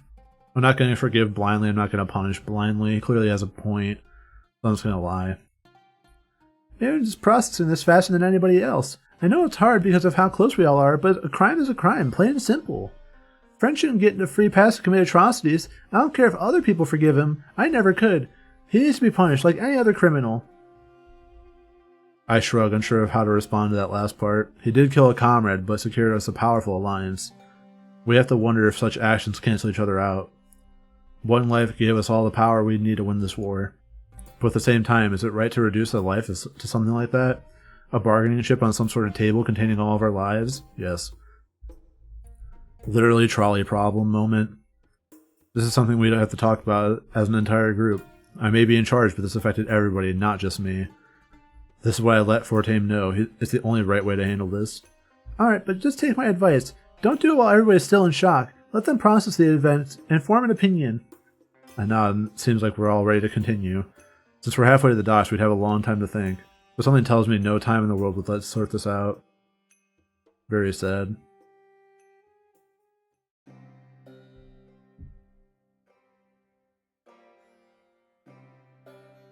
My head throbs as the painkillers started to wear off around the oasis. My coherence fades in and out, but my body moves. I'm barely conscious. Before I know it, we're already back to the docks. However, I didn't miss anything to note. What surely took a portion of the entire day seems like mere moments to me. Our group scatters out, but not too far. We're all within earshot of each other. I notice our new ally is waiting by the ship. Dammit quickly approaches them. Vivian, there you are. How does it feel to be one in power? It's hard to believe, actually. I expect that it'll set in after the upcoming battle, and man, my word, so I need to help you out first. Wait, don't tell me you're coming with us. Don't you have things to take care of over here? Something I can't wait a few days. The attack's happening pretty soon, right? I can leave things in the hand of a few friends from now. Fair enough, and yeah, you're right. We plan to launch the attack within a day or two. Once we get to Mazeo, we need to take care of business. I mean, final goodbyes and stuff like that. After we leave for Baltius, we might never return. We need to make sure that we leave with no regrets. Have a little faith, damn it. If anyone can take down those gods to us, we just overthrew an entire nation. I think that's a good sign. At that moment, we were interrupted by the last person I ever thought I'd see. Is it Pro? No, it's fucking Sovi. Sovi Lifewater's here. Gods, don't make me laugh. You know just as well as I do that they're weak like us. The true power rests with the one who can wield that blade. We all stop what we're doing and look towards the source of that noise. Terribly sorry to intrude, but I need to have a word with Pants. If he'd be so kind as to give us some privacy, I'd be forever grateful. It's Sovi. I immediately assume a battle stance. Fright quickly overtakes the air. This was bad. I'm not sure who remembers him from the Rebels HQ, and I'm not sure if all my comrades have seen him before. But they heed my warning and assume stances similar to mine. A hostile greeting, I don't blame you. You're only treating me the way I treated you. He takes a few steps forward, and I do so as well. I notice that he looks at Damek, a man that I thought was dead. A hint of emotion shows on his otherwise cold face as he does this. So after this hostility, I expect mercy. Remember, if it weren't for me, you'd be dead. He immediately gets on his knees and holds out his wrists. I submit to your authority. Restrain me any way you wish. I only want to talk. When you get back to Mazeo, we can go our separate ways. I'm shocked by his actions. I expected another fight to ensue. I look around at my comrades, unsure of what to do in this situation. It was clearly a trap, right? What business would he have with us? Vivian, restrain this man immediately. Take him to the brig and make sure he can't escape. He's unarmed and alone, so do it before he starts anything. Any way you wish? Yes. That's for the 18 plus patch that doesn't exist. Vivian does as instructed, and as all takes matters into his own hands. It's probably for the best. He seems to know Sovi better than any of us. Sovi had no allies present and no honor guard soldiers. Right now, he was weak. Once we set sail, come and talk to me, Pants. I have some information that you might want to hear, including the true identity of the mole among your forces. He's dragged away with what I interpret as a sinister smirk. It's likely that he couldn't be trusted. That's obvious psychological warfare. Turn us against our own friends and we destroy each other from the inside. An obvious attempt to sabotage our impending attack on Baltius. But if we restrained him and kept watch on him, we had a valuable asset. The Triumvirate's own Grand Inquisitor that would make a fine bargaining chip. Sorry about that, but we need to get out of here, and fast. If we stay in Halbrinthia any longer, they might figure us out, and so we definitely can't hear what I'm about to tell you. Figure us out? What does he mean? There's worry and paranoia on Ulrich's face. Come closer, everybody. I'm afraid that I've been keeping a secret from all of you. But it's not just me. Hold on a second, you'll see what I mean. We look around, clueless as to what he's talking about, but following his instruction, we all inch our way toward him. He tilts his head to the side, looking behind one of the nearby trees. And what happens next leaves us all speechless in utter shock. You can come out now. And then from behind a group of trees steps out a man. They have a cloak covering their body, which they slowly drop to the ground.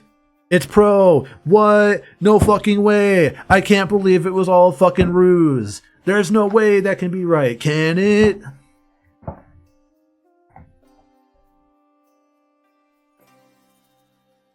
I stabbed him multiple times in the fucking stomach with the dagger he handed me. It definitely wasn't a fake dagger. There's no way that could have happened and wasn't predictable from 8,000 years away.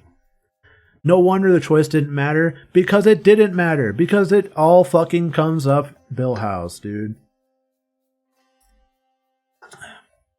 Oh man, it's about time. There's nothing I hate more than hiding. Sorry for worrying all of you, but we had to do it to him. Pro and Ulrich high-five and then give each other a tight embrace. Yeah, I'm not the best actor, you know. I think people are starting to see through our lies. Before Pro can do anything else, he's bombarded with hugs from our comrades. The man they thought was killed in cold blood now stands before them. I'm shocked, confused, but also a little relieved. What was going on here? Hey, cut it out. Come on, cut it out. It's enough to know that you missed me, but we really need to get going, fast. Yeah, if they find out we cheated, we're done for. I know you want an explanation, so let's talk about it on the ship. We should set sail right away so nobody catches on to us. They start to walk towards the ship, but Damek stops them. Wait, you cheated? How are we going to break this news to our new partner? If they find out, they might just break off our alliance. It worked out in their benefit, so I doubt they'd care. Let's get going. We'll explain the story on our way home. I'm so confused. Don't worry about it, Damek. We made it out of this without any casualties, really. A few members of the reserve forces died, but that's it. Thankfully, none of the Monarch vessels fell in combat. How convenient. We have more strength than ever before. That's what matters. Attacking Baltius will be as easy as the snap of a finger. All right, then. I trust you, but you better have a good explanation for this. Let's get going, everybody. We have a long voyage home. Damek, Ulrich, and Pro all get on the ship. I start to walk over with Hal, Valessa, and Fortame. They seem happy, but just as confused as I am. Cheating is not something we agree with. Such tactics are what our current enemy employs. This journey seems to be changing all of your values, yeah. But you're still alive. That's great news. I was really freaking out. I didn't know what to do. Don't tell me you think it would be better if he was dead. Maybe means to an end, we suppose. The enemy likely thinks the same way. Rename him Orp. What's up, guys? It's me, Orp. With that, he walks away and gets on the ship. Valessa and Fortane both turn to me, happy. Let's go find out what they have to say. I'm also curious about how that other man we restrained. There's so much going on right now, I can barely think. That other man we restrained, she doesn't know Sovi. She was my scribe in the vision where Sovi showed up.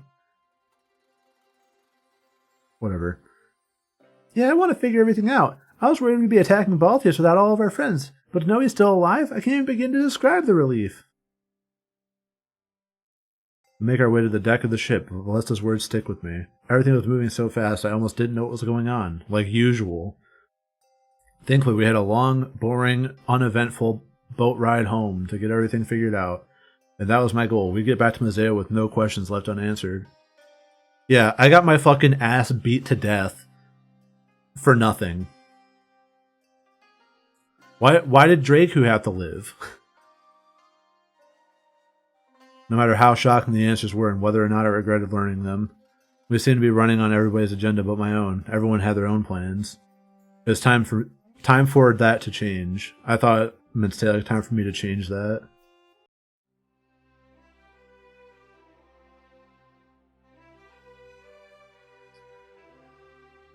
Alright, this seems like a good stopping point. Let's do a double save. Why not? They gave me 9 pages. Yeah, so before I get dragged into long, boring ship ride number 2, I'll call it there.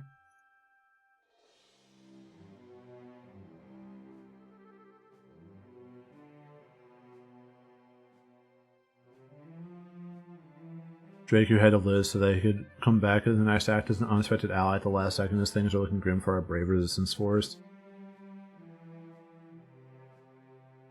I don't think he would come back as a pal. But, like, that's stupid. Like, this is so dumb. Because that means that no matter what choice you make, you just get a bigger army.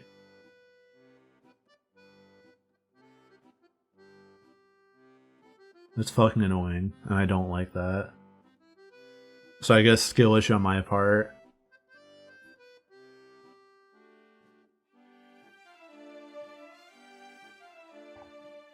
So yeah, I guess the right choice is to go with Draku because then you get the stronger one, but nothing changes. So rad, I guess, whatever. Yeah, thanks everyone for stopping by. Appreciate you all sticking through this with me. It's a good bonding experience. There is someone we can raid. Because it's the only person I would raid while playing this game because they were watching it. So I'll hold off, wait for them to come back, and then we can go send you guys over there.